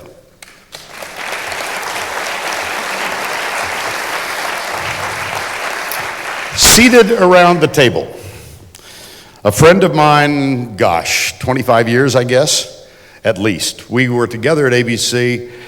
Craig Silver is our college football producer of the SEC on CBS. I've known him for years and years. The first full season we had together was working with Pat Hayden in 1986, college football out of the West Coast. He is among, in my view, the top 5 live producers in sports television. It's an honor to have him here. Craig Silver.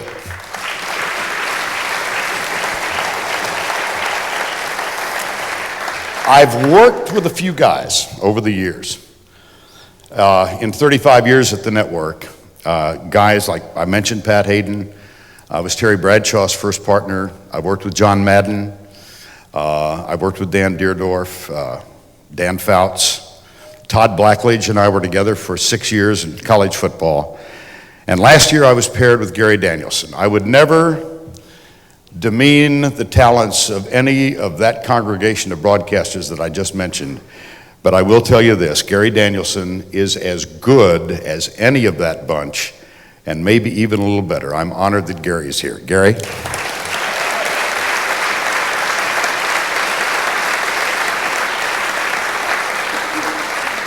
And then I was told we had a mystery guest tonight, and I didn't find out until this afternoon who it was. A graduate of Ole Miss. He takes some stuff for his name as well. Are you third or fourth? Okay, you're the first. Anyway, Sellers Shy is the associate producer of our college football package. He is also the associate producer of all of our golf. He was in Dallas yesterday and worked the Byron Nelson. He'll be at Wachovia this week. All of the great teases you see when we come on the air on the SEC are a product of his intelligence, his imagination, and his dedication to college football. Sellers Shy.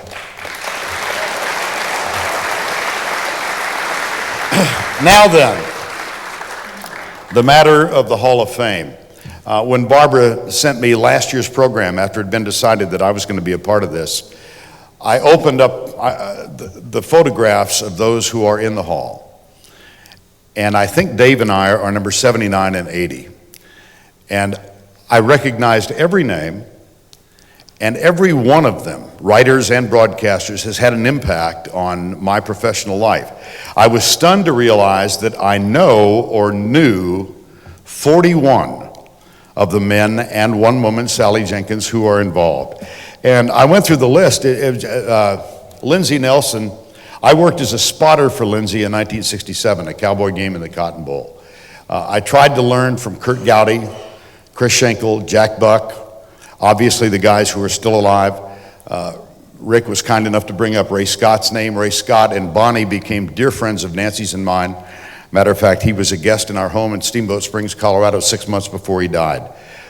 Ray would come out every year and play in a golf tournament that Doak Walker and I hosted in Steamboat for 15 years.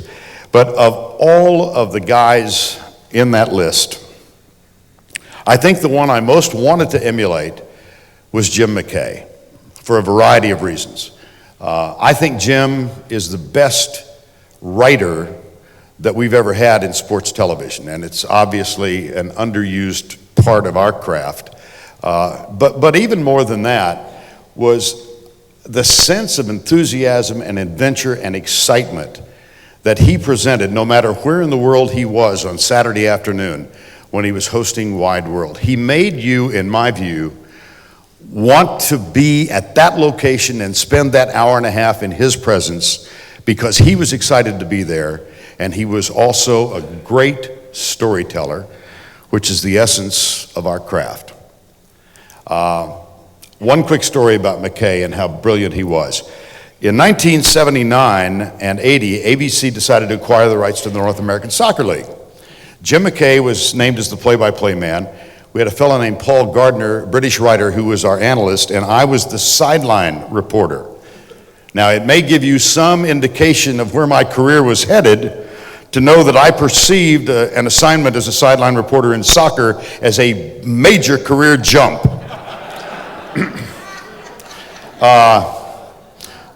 But the second week that we were all together, we were in Minneapolis, and Mckay and I were in the booth. He was getting ready to voice the tees, to look at it, write it, narrate it. And I was there to do a halftime feature which involved Pele. And I watched Jim, and it was amazing. Say the tees was 1:20, and he sat there with a stopwatch in his left hand, a legal pad, a pen, and he put those little granny glasses down like this, and he said, "Show it to me, please." And he had the headsets on, and I watched him. He scribbled a couple things, and he was punching the stopwatch. And he said, "Could I see it again?" And he looked at it a second time. And then he said to Bob Goodrich, the producer, "Okay, give me 10 minutes and I'll be ready." And he turned his back, and he wrote, and he wrote, and he wrote. He said, "Let's roll it." Those were the days when you couldn't do pickups. So you had to do the entire piece uninterrupted, and you had to get it right, or you went back and did it again. And Mckay nailed it. I was just stunned. Every line was perfect. Every pause was perfect. The whole piece was pristine. And when he was finished, he took off his headset, looked at me, and said, "Okay, you're next." Oh, great. So there I am, and we had hired Pele, who did not speak English, which was a detriment to his career as a broadcaster. We had hired Pele to host Pele's Soccer Tips for Americans. And they had taken Pele out to a spot on Long Island, a soccer pitch, and they had pre-recorded his opens and his closes. And in this instance, here's what we got from Pele for a 1:30 piece.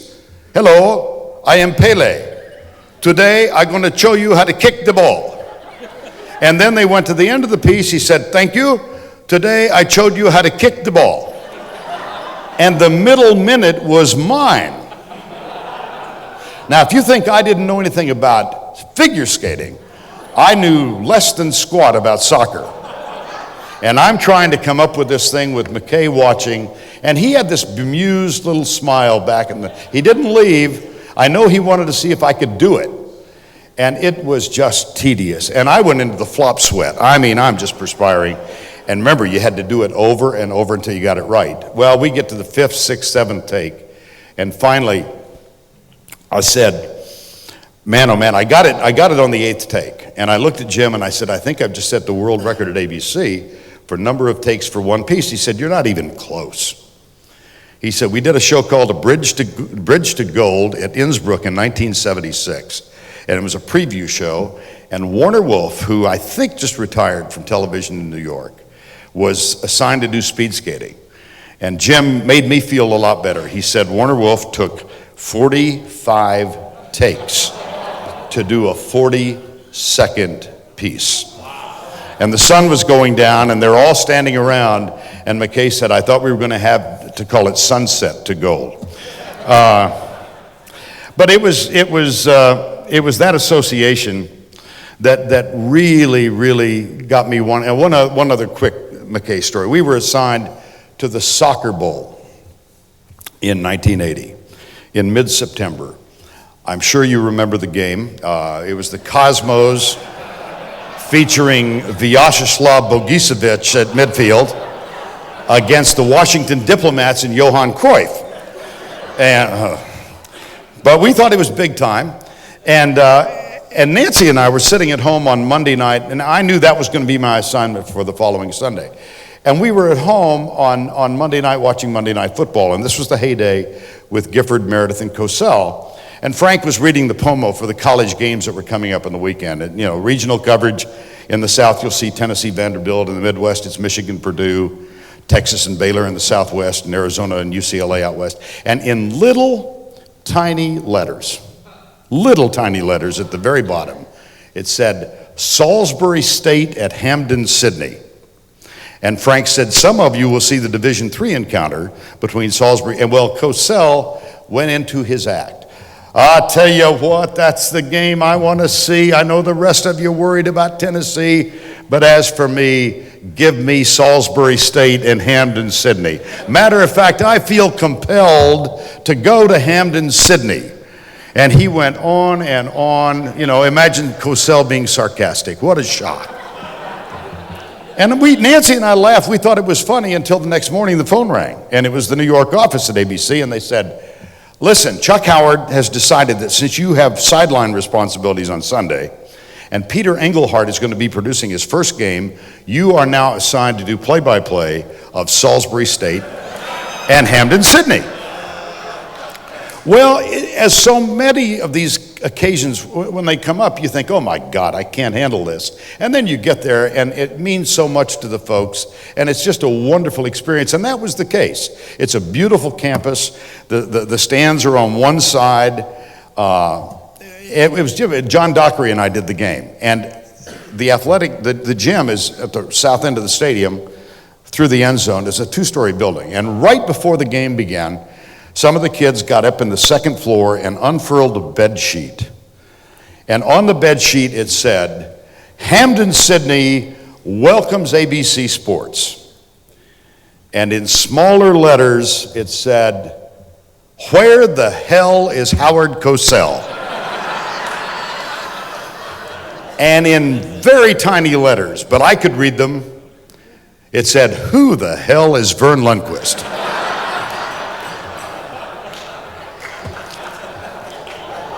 It was, I think,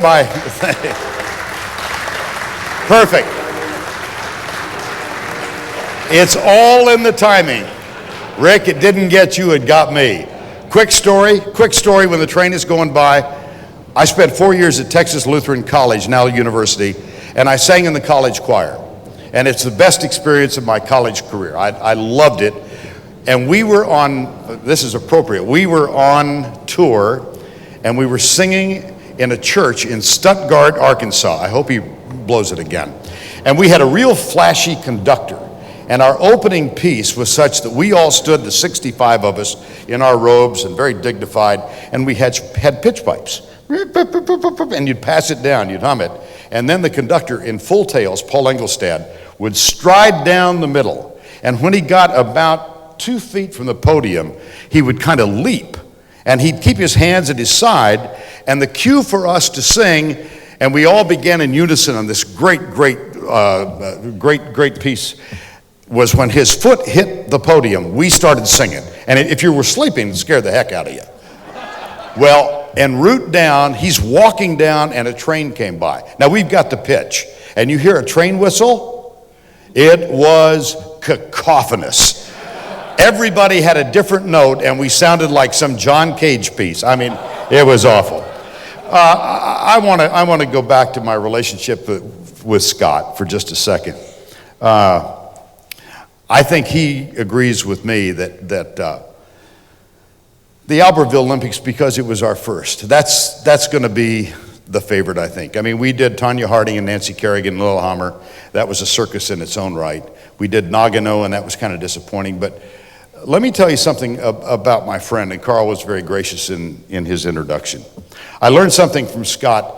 The first thing we did together was the World Juniors in Colorado Springs in December of '89. It was kind of like a test event for us to see if we were compatible.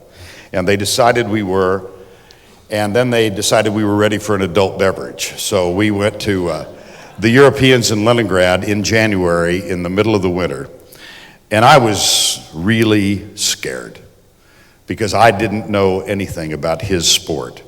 But I knew he was an Olympic and world champion, and I knew he would teach me. So regardless of what he said, he got me through. And but I learned something watching him when we walked into Jubilee Stadium the night of the competition, the very first time. And it was jammed with people. And Scott, it must have taken him 20 minutes to work his way from the entrance through the tunnel, the access, to our broadcast booth, because everybody in the arena recognized him when he walked in, and they wanted a little bit of Scott Hamilton. And he took the time to shake every hand, to pause for every picture, to sign every autograph as he made his way slowly up.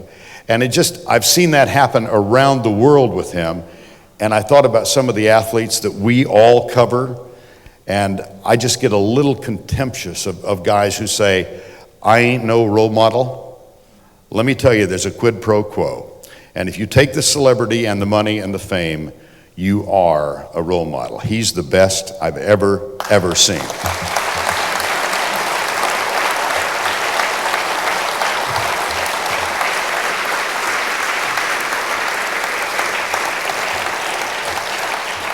And a brief story about Albertville. It was one of the, oh gosh, we had a million memories there, not the least of which was Saturday Night Live. I promise you this, when we found out they had televised that, I think there's a chance that Scott was prouder of that than he was the '84 Olympic gold medal. Yeah. That was a moment. We had a hang place, and that's one of the things that made it so great. We stayed in Albertville in a very small hotel, and across the street was a pizzeria called Les Petites Choses, run by a man named Guy Lachenal, his girlfriend Marie-Louise, whom we called Malou, her niece Eloise, and her father Pierre, who could have symbolized the face of France. 85 years old, and every night they would keep it open no matter when we asked to come in. And it became a great hang place filled with a lot of gold because Scott was there with his, Katarina Witt was working with us, Brian Boitano used to hang out, and Eric Heiden was there. But the real star of the show was Charles Kuralt, who was there for CBS. I found out later on that the staff, Malou and the group, referred to him as Double Gin. I thought they were calling him what I have, Double Chin.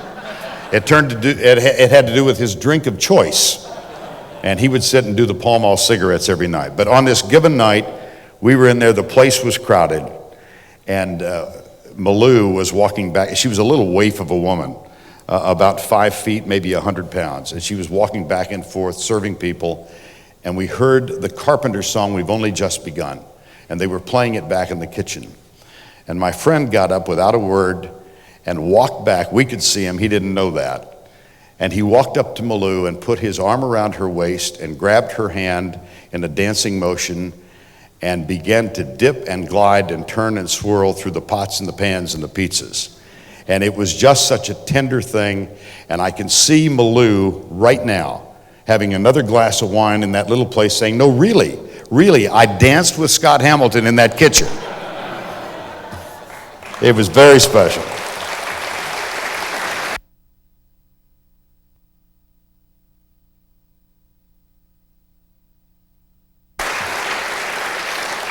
I promise I'm gonna move on. I've got one quick story I've got to tell you. We lost the NFL in 1994. Oh Lord, what are we gonna do at CBS? Well, we did 20 figure skating shows because we counter-programmed against Fox and NBC. And then we did it was the greatest boondoggle I've ever been involved in. The World Swimming and Diving Championships in Rome for 16 days on the company. And those were the days before the bean counters really took hold. So we were there. I worked with Rowdy Gaines and Summer Sanders and Cynthia Potter, and our producer decided to do it all pre and post, which means we didn't call anything live. So for 16 days, all we did was go out and watch them swim. And they conveniently would start at 6 and end at 8, which is perfect, go to dinner, take the rest of the day. But we had one guy who didn't want to be there, hated travel, hated being in Rome. He's a dear friend of ours named Steve Shearer. There, I've said it. He knows I tell this story, so that's okay. Steve just hated the idea of being away from the country. And he went into the producer one afternoon and said, now what do you want me to do tomorrow? He said, take the video crew, go out, shoot scenics, visuals. We'll use them for billboards. He said, what is there to shoot in Rome? Gives you an idea of the interest that Steve had and he said, well, why don't you start with the Colosseum? That'd be kind of nifty. Maybe you could get the Forum, Julius Caesar, you remember him? Lots of fountains, lots of statues, the Spanish Steps. Listen, on the other side of the river is this huge church. Get some shots of that. And he said, it's very important at 2 o'clock. We have made, CBS News has made arrangements with the Vatican. We're going to be given 10 minutes to go into the Sistine Chapel and get pictures. So make sure you're there at 2 o'clock.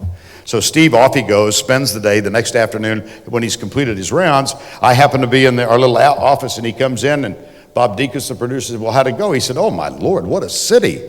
He said, did you know there were lions and Christians in that big round place? And he said, Julius Caesar actually walked on those stones. And he said, we found that big building with a hole in the middle downtown. And he said, we found the big church. And Bob said, will anything go wrong? He said, well, the only thing I'm concerned about is which one of those 16 chapels did you have in mind?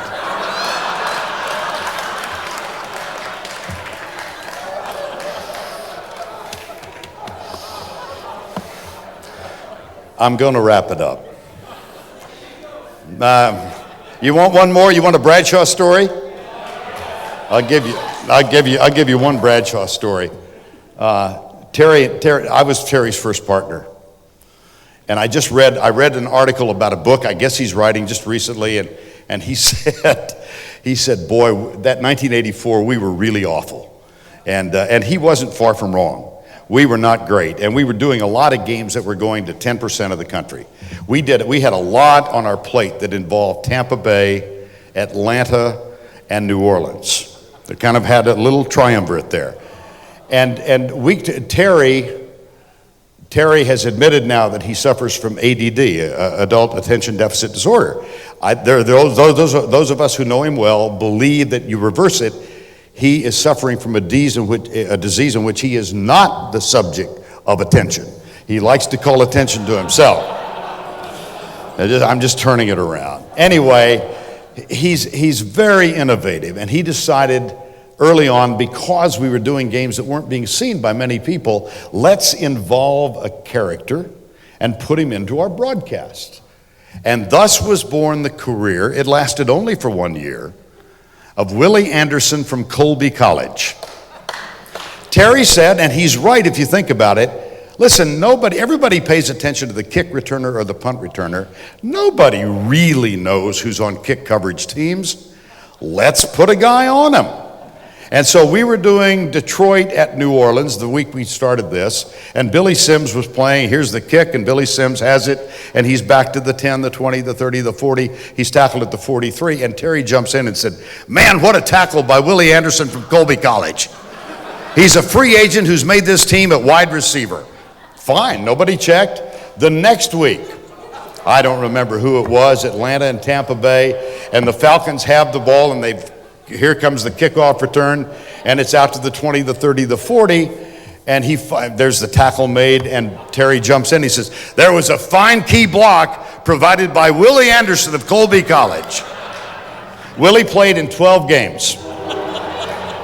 He got a whistle in return, and at the end of the year, Mike Burks, our producer, called Colby College a fine school in Maine, and we had T-shirts. We all still have them. It's been 24 years. So Colby College and Willie made the cut. Scotty mentioned the bowling show. And if there's ever a thing to keep things in perspective, that was it. This show we did in 1975 and 76. It only ran for 2 years.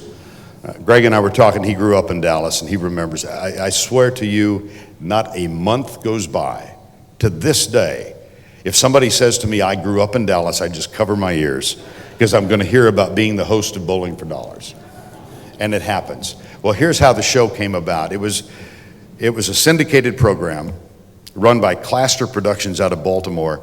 Their other claim to fame is that they owned the rights to Romper Room.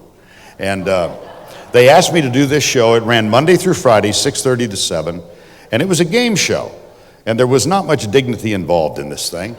And they said, well, listen, it's popular in Baltimore, New York, Chicago, and it's really popular in Los Angeles, where Chick Hearn, Hall of Fame class of 97, I beg your pardon, is the host. Here's his number.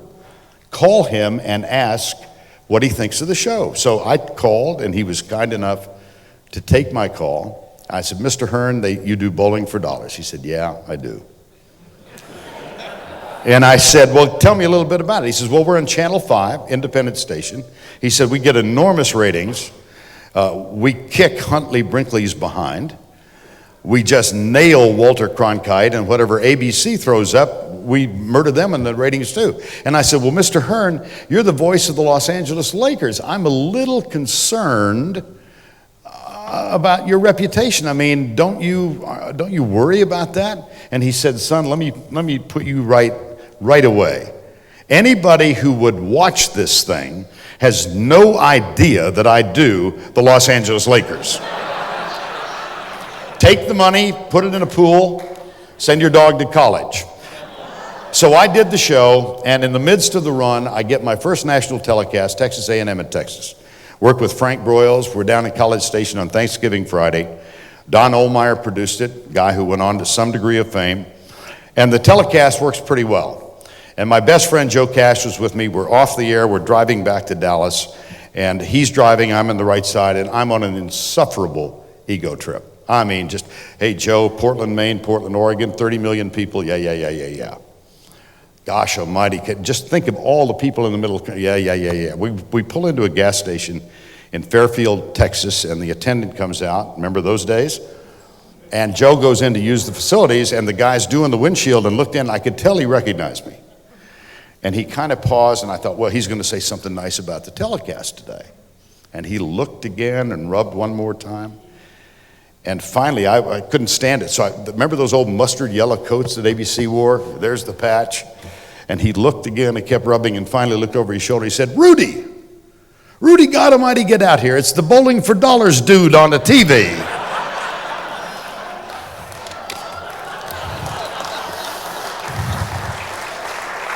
I was afraid for years that when the time came, my epitaph was going to read, Verne Lundquist, comma, who hosted Bowling for Dollars and had a walk-on role in Happy Gilmore, comma. And because you all have been so gracious, not only in your hospitality, but to put me into the Hall of Fame, I think the ending is now going to be a little more dignified. I thank you from the bottom of my heart. Thanks so much.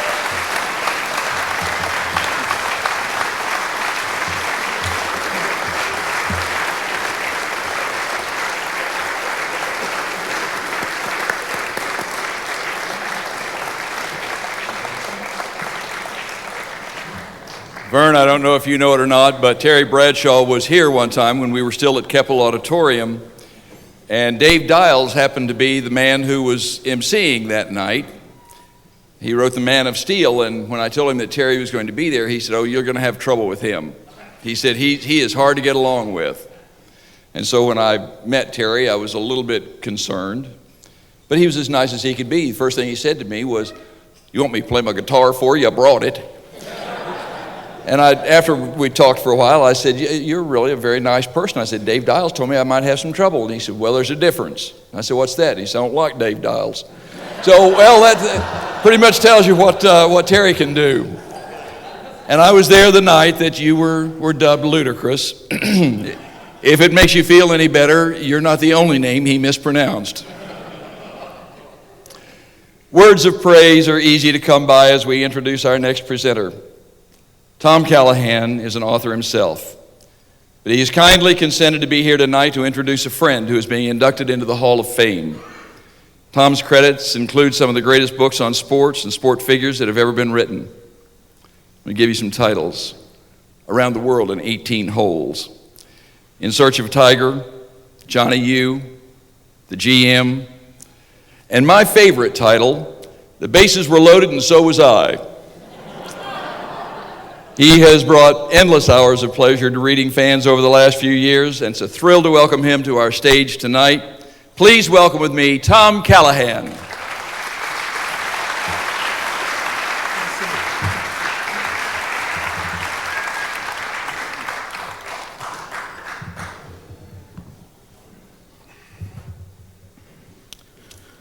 The greatest misnomer in the history of sports, I used to say it was Dick Young's column, Young Ideas. There was never one young idea in it. Charlie Winter. Verne, you knew Charlie Winter, sweet guy, football coach, never won anything. Happy Hairston was a forward for the Los Angeles Lakers. Even winning championships, Happy was miserable. Leroy Jolly, he was a horse trainer. I never saw him smile.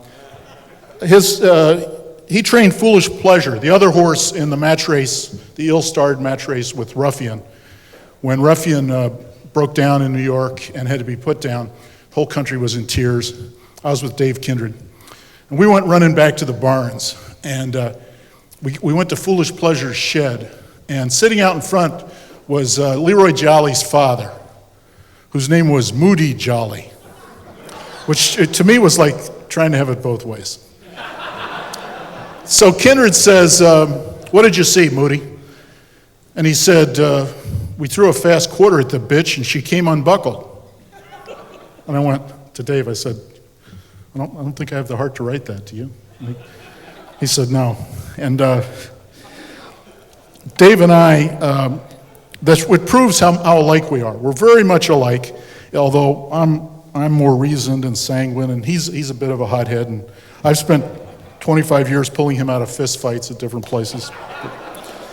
But we've been to a lot of places together. We climbed the Wall of China together. We walked through Red Square. We took a ski lift in Sarajevo. It was unattended. And Dave and I, another thing we agree on is we never walk if we can ride. And we're on our way up the mountain, Mount Belznica, to go see these guys stick their profiles into the ice as they throw themselves down on skis. And so we see a ski chair come by, and Dave said, let's take this. I said, do you know how to do this? He said, what's to know? You sit down in a chair. So we got in front of this ski chair, and now it picks us up, and we're going up and up into the frozen air. And I'm holding on to the right pole, and he's holding on to the left pole. And the chair disappears below us till we're just hanging there. You know, like a couple of deceased horse thieves, you know? And I'm a little nervous, you know? And I turned to Dave and I said, is this more dangerous than you thought it was going to be? And so here comes a chair the other way. And Dave and I both look up simultaneously and pull down the bar that holds you in. For some reason, by the way, Dave missed Zaire. I was in Zaire, but then again, I was never in bed with Muhammad Ali. Figuratively, we all were in bed with Muhammad Ali, right, Rick? But Kindred's the only one who was ever under the covers with him. I'm gonna leave it to him to explain himself about that. The reason I mentioned all those misnomers, and Rick Reilly and I were talking about this earlier, is I think Dave Kindred is the most aptly named person I've ever encountered in sports. George Best is pretty good, but Dave Kindred to me is perfect. He's been the all-time kindred spirit to me in this business, and I bet to lots of people sitting in this room. Last summer, we went to Mount Rushmore, believe it or not. We were in the Dakotas playing golf together. It was a boondoggle for Golf Digest, and we stopped off like a couple of tourists at Mount Rushmore. I don't know how many people here have been to Mount Rushmore, probably lots, but probably everybody here has seen Mount Rushmore. And if you picture it in your mind right now, I don't know whether it's a function of being around Kindred as much as I've been around him, but to me, the carving of Teddy Roosevelt looks nothing like TR and exactly like Dave Kindred. Just take a look. So it's very possible that he's already been carved in stone. But I still think that that's nothing compared to being stuffed and mounted in Salisbury. Let me introduce a columnist by Red Smith out of Shirley Povich, my great friend Dave Kindred.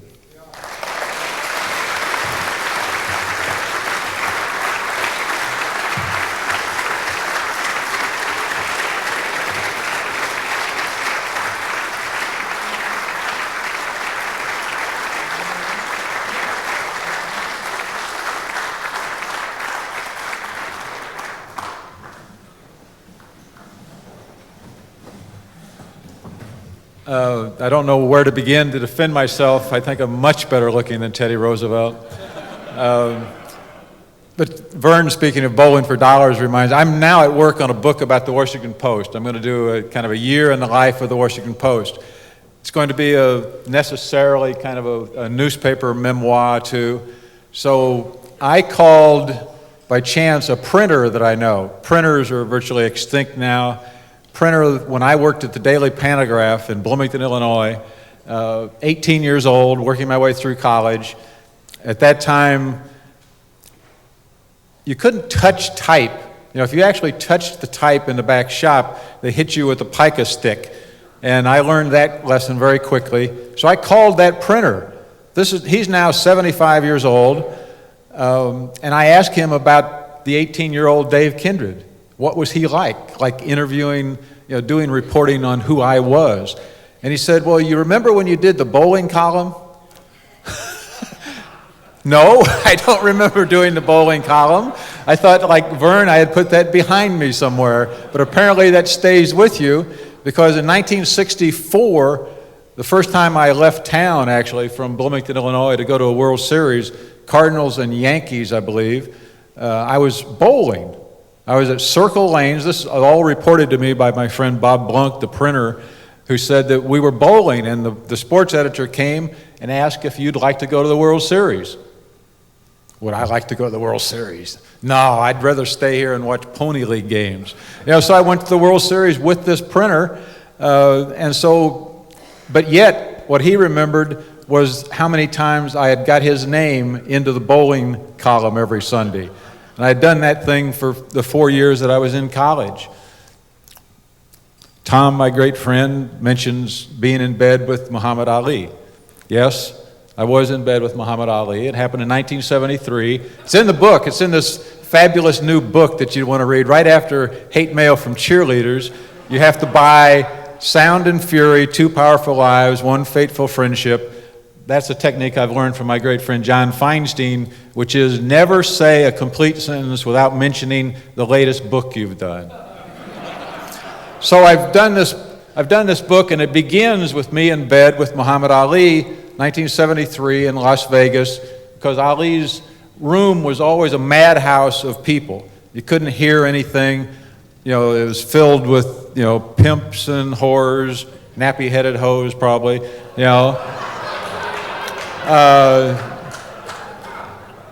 sportswriters and other reprobates. Ali sees me from his bedroom. I'm in a central room. He doesn't know. I don't think he ever knew. I knew him for 40 years. I don't think he ever knew my name, but he knew I was from Louisville. So he always just called me Louisville. Louisville, come here. So I go into his bedroom. He's in bed. I still can't hear him. He lifts the sheet and says, "Get in." Well, I think it would be a good rule of life. If the heavyweight champion of the world tells you to get in bed, you do. So I did, and one of us had on clothes. I was wearing golf clothes. He was wearing nothing. But he was always very proud of his body. He kind of made it clear that he was wearing nothing. And it reminded me of the famous quote that he always used from a time in Boston when he was to fight Sonny Liston. The second Liston fight was postponed because Ali had to have hernia surgery. And Ali always said that when they were prepping him for the surgery, that the nurse that was preparing the area said, "You are the greatest." I was just doing a column about his entourage. I just wanted to know who was there. He took my notebook. We were in bed like a couple little kids listening to Harry Carey or something, with the sheets pulled up over our head to keep away from everybody. He took my notebook, wrote down the names of the people, how much he was paying them. I was 15 minutes and I was done. The strange, very strange thing is I never wrote that, until I did this book, Sound and Fury, Two Powerful Lives, One Fateful Friendship. When I did the book, I figured, well, I was afraid to write that story then because it seemed strange. It seems strange now to a lot of people, but now I wrote it. And his wife asked me about that, actually. Lonnie asked me about it later. And I said, I don't think I was the first person that he invited into bed, and she agreed with me on that. Howard Cosell, I also have in the beginning of this book, because I knew Cosell for 18 years. We were off and on. I at least tolerated him because I thought he was kind of a fascinating specimen. You know, it wasn't that he was likable in any way, but I just thought of myself as a reporter, you know, somebody, you know, one of these people that chases strange-looking butterflies and tries to pin them to the wall. I just wanted to know who he was. So I spent a lot of time with him. He called me, wrote a column defending him one time. And so this was 1977, I think, when people were buying chances to throw bricks through TVs at his image. I defended him as a journalist and as a craftsman. I got a phone call the next day in the office. David Kindred? I can't do Cosell. He said, David Kindred? I said, yes. He said, this is Howard Cosell. I said, it sounds like Howard Cosell. He says, you are a most perspicacious young man. And I would love to meet you at the next one of these Monday night tortures that I do at RFK. So I met him, that was 77. I knew him through his death in 95. He wanted me to write his last book with him. I refused to do that because he just wanted to excoriate more people. He'd already excoriated most of the known world in his first 3 books, and there were 3 or 4 people he still wanted to get. You know, I didn't want to do that. I wanted to do a real book. But I was still talking to him at his house. I visited him in the Hamptons, and I'm sitting in his breakfast room one morning, 7:30, 8 o'clock, and I see across the room, like across the depot there, about 40 feet away in this dark, shadowy room, a spectral figure. There's this old man. At that time, Cosell was 72 years old. He was 6'2", he was a tall guy, but by then he weighed maybe 150 pounds, and he's wearing underwear, just the white little underwear and white boxers, and he has no toupee. First time I'd ever seen him without a toupee, and he's wearing no glasses, and he notices that I'm looking at him, and he makes eye contact, and he says, "A killing machine, the likes of which few men have ever seen."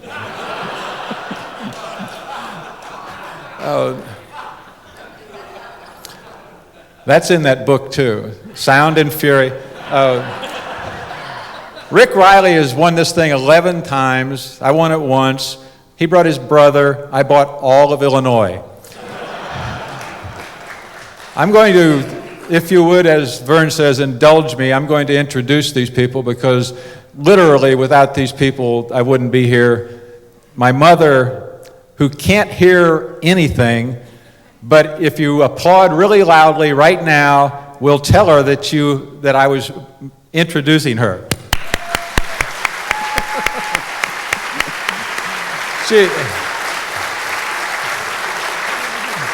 She's 89 years old. She came here 8 or 9 years ago, and I think this is the first time she's been more than 30 miles from my sister since then. But when we told her what this was about, didn't think that she'd want to come. She instantly said, "I'll be there."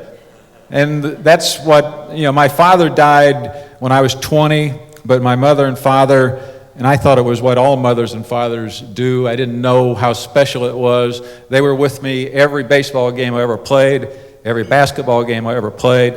They took me there, and I still have. My father bought me the first baseball glove I ever had, and he bought me the last baseball glove I ever had, and I still have that glove sitting right beside my typewriter, and it's now, how old is that glove? That glove is now 43 years old. Anyway, my mother is here, my sister Sandra is here, her husband Jim, and I want to introduce my sister first, Sandra, because she insisted that I date the prettiest girl in school, and that's that woman, my wife, Cheryl. We've been married 45 years now. I remember this is a great night, and it rates among those great nights, but maybe an even better night was the night that I asked her if I could kiss her. She was 17, I was 17. She said, "What have you been waiting for?" That produced that boy back there, Jeff, my son. to his wife, Lisa, 3 grandsons, Jacob, Jared, and Caleb. Have a granddaughter who's back at the hotel, Josie. My niece, with whom I danced last night because that band was so good I couldn't not dance. It was my first dance of this century. I had one the last century too. And her husband, Howard.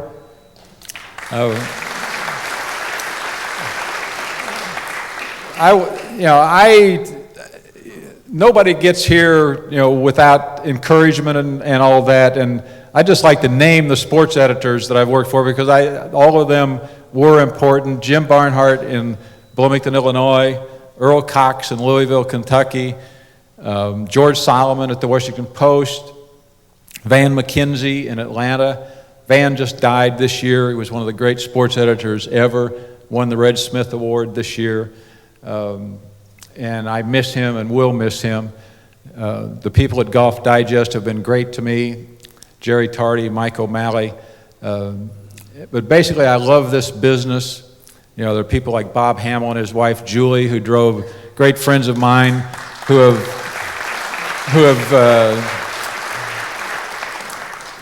Hamill and I have this strange connection in which I was in Louisville and turned down a job in Bloomington, Indiana, because I thought there was this crazy basketball coach that was going to move to town at some point, and I didn't want to be involved with that.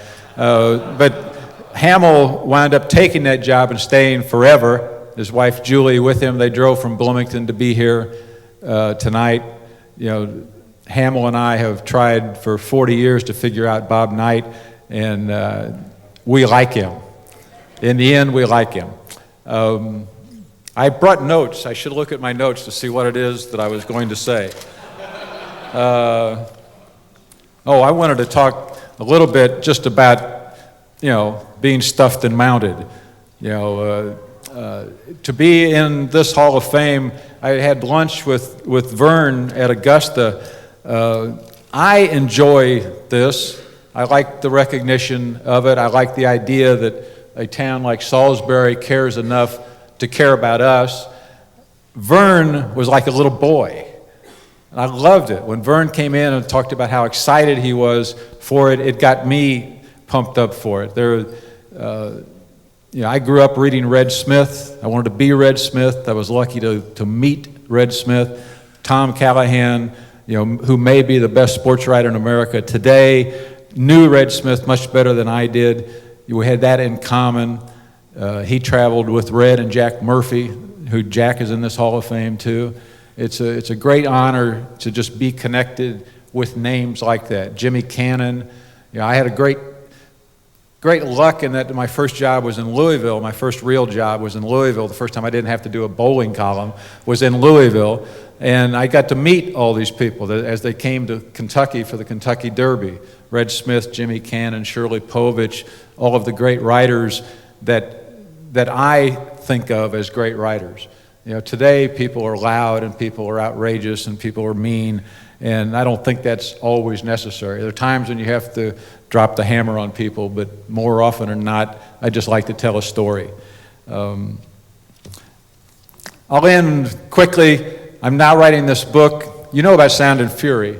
I'm writing a new book about Washington Post. It's going to be about reporting, because reporters are my heroes. Everybody in this room who does that kind of work, we all know how hard it is to do it well. I'm not worried about the internet taking over newspapers. As long as we are good at telling stories, we're going to find work somewhere.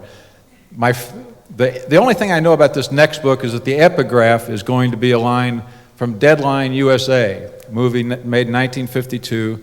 Humphrey Bogart is the editor of this dying newspaper. He's talking to a young writer, and the writer doesn't really know, whether he should do this or not. And Bogart says, "This being a reporter, don't ever change your mind. It may not be the world's oldest profession, but it's the best." And I believe that. I thank Salisbury for doing this every year for us. Not many people do anything for sports writers or sportscasters except cast aspersions. You know, when people cast roses at us, we bow deeply. Thank you very much.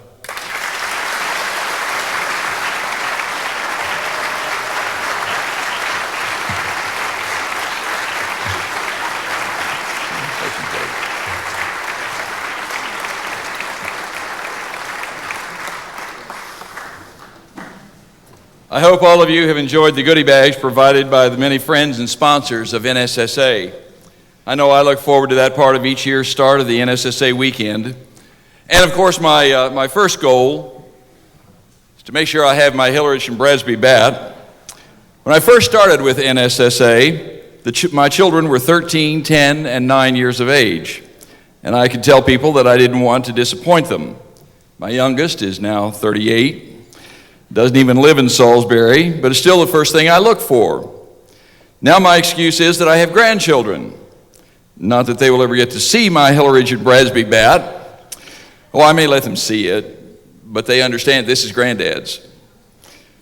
My granddaughter was over at the house the other day, and she picked it up. She said, "What's that?" And I said, "That's Granddad's."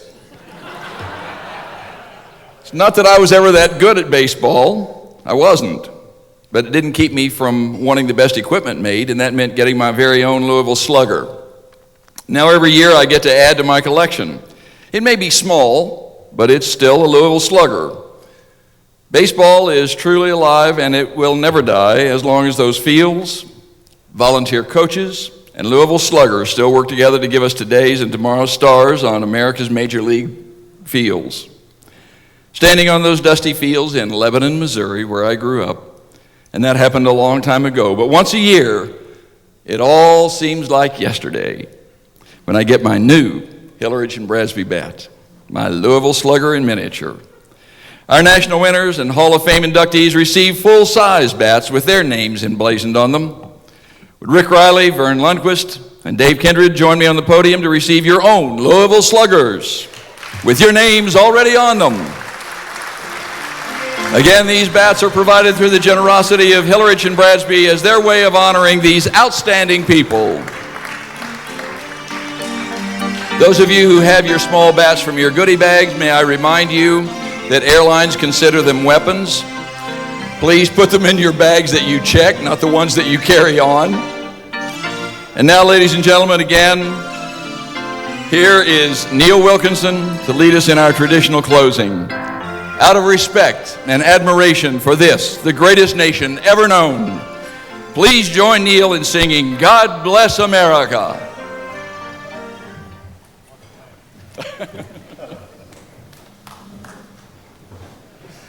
God bless America, land that I love. Stand beside her and guide her through the night with a light from above.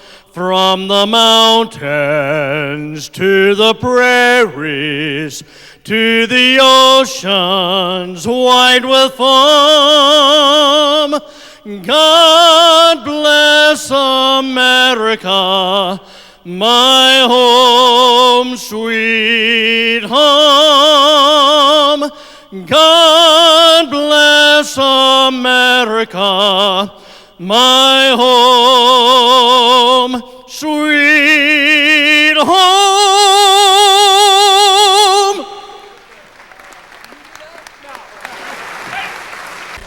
At this time, we draw to close the 2007 award program for NSSA. We wish you a well time, a good time, a safe trip home. We do say good night, and we'll see you next year when the 2008 National Sportscasters and Sportswriters Association gather to honor our best.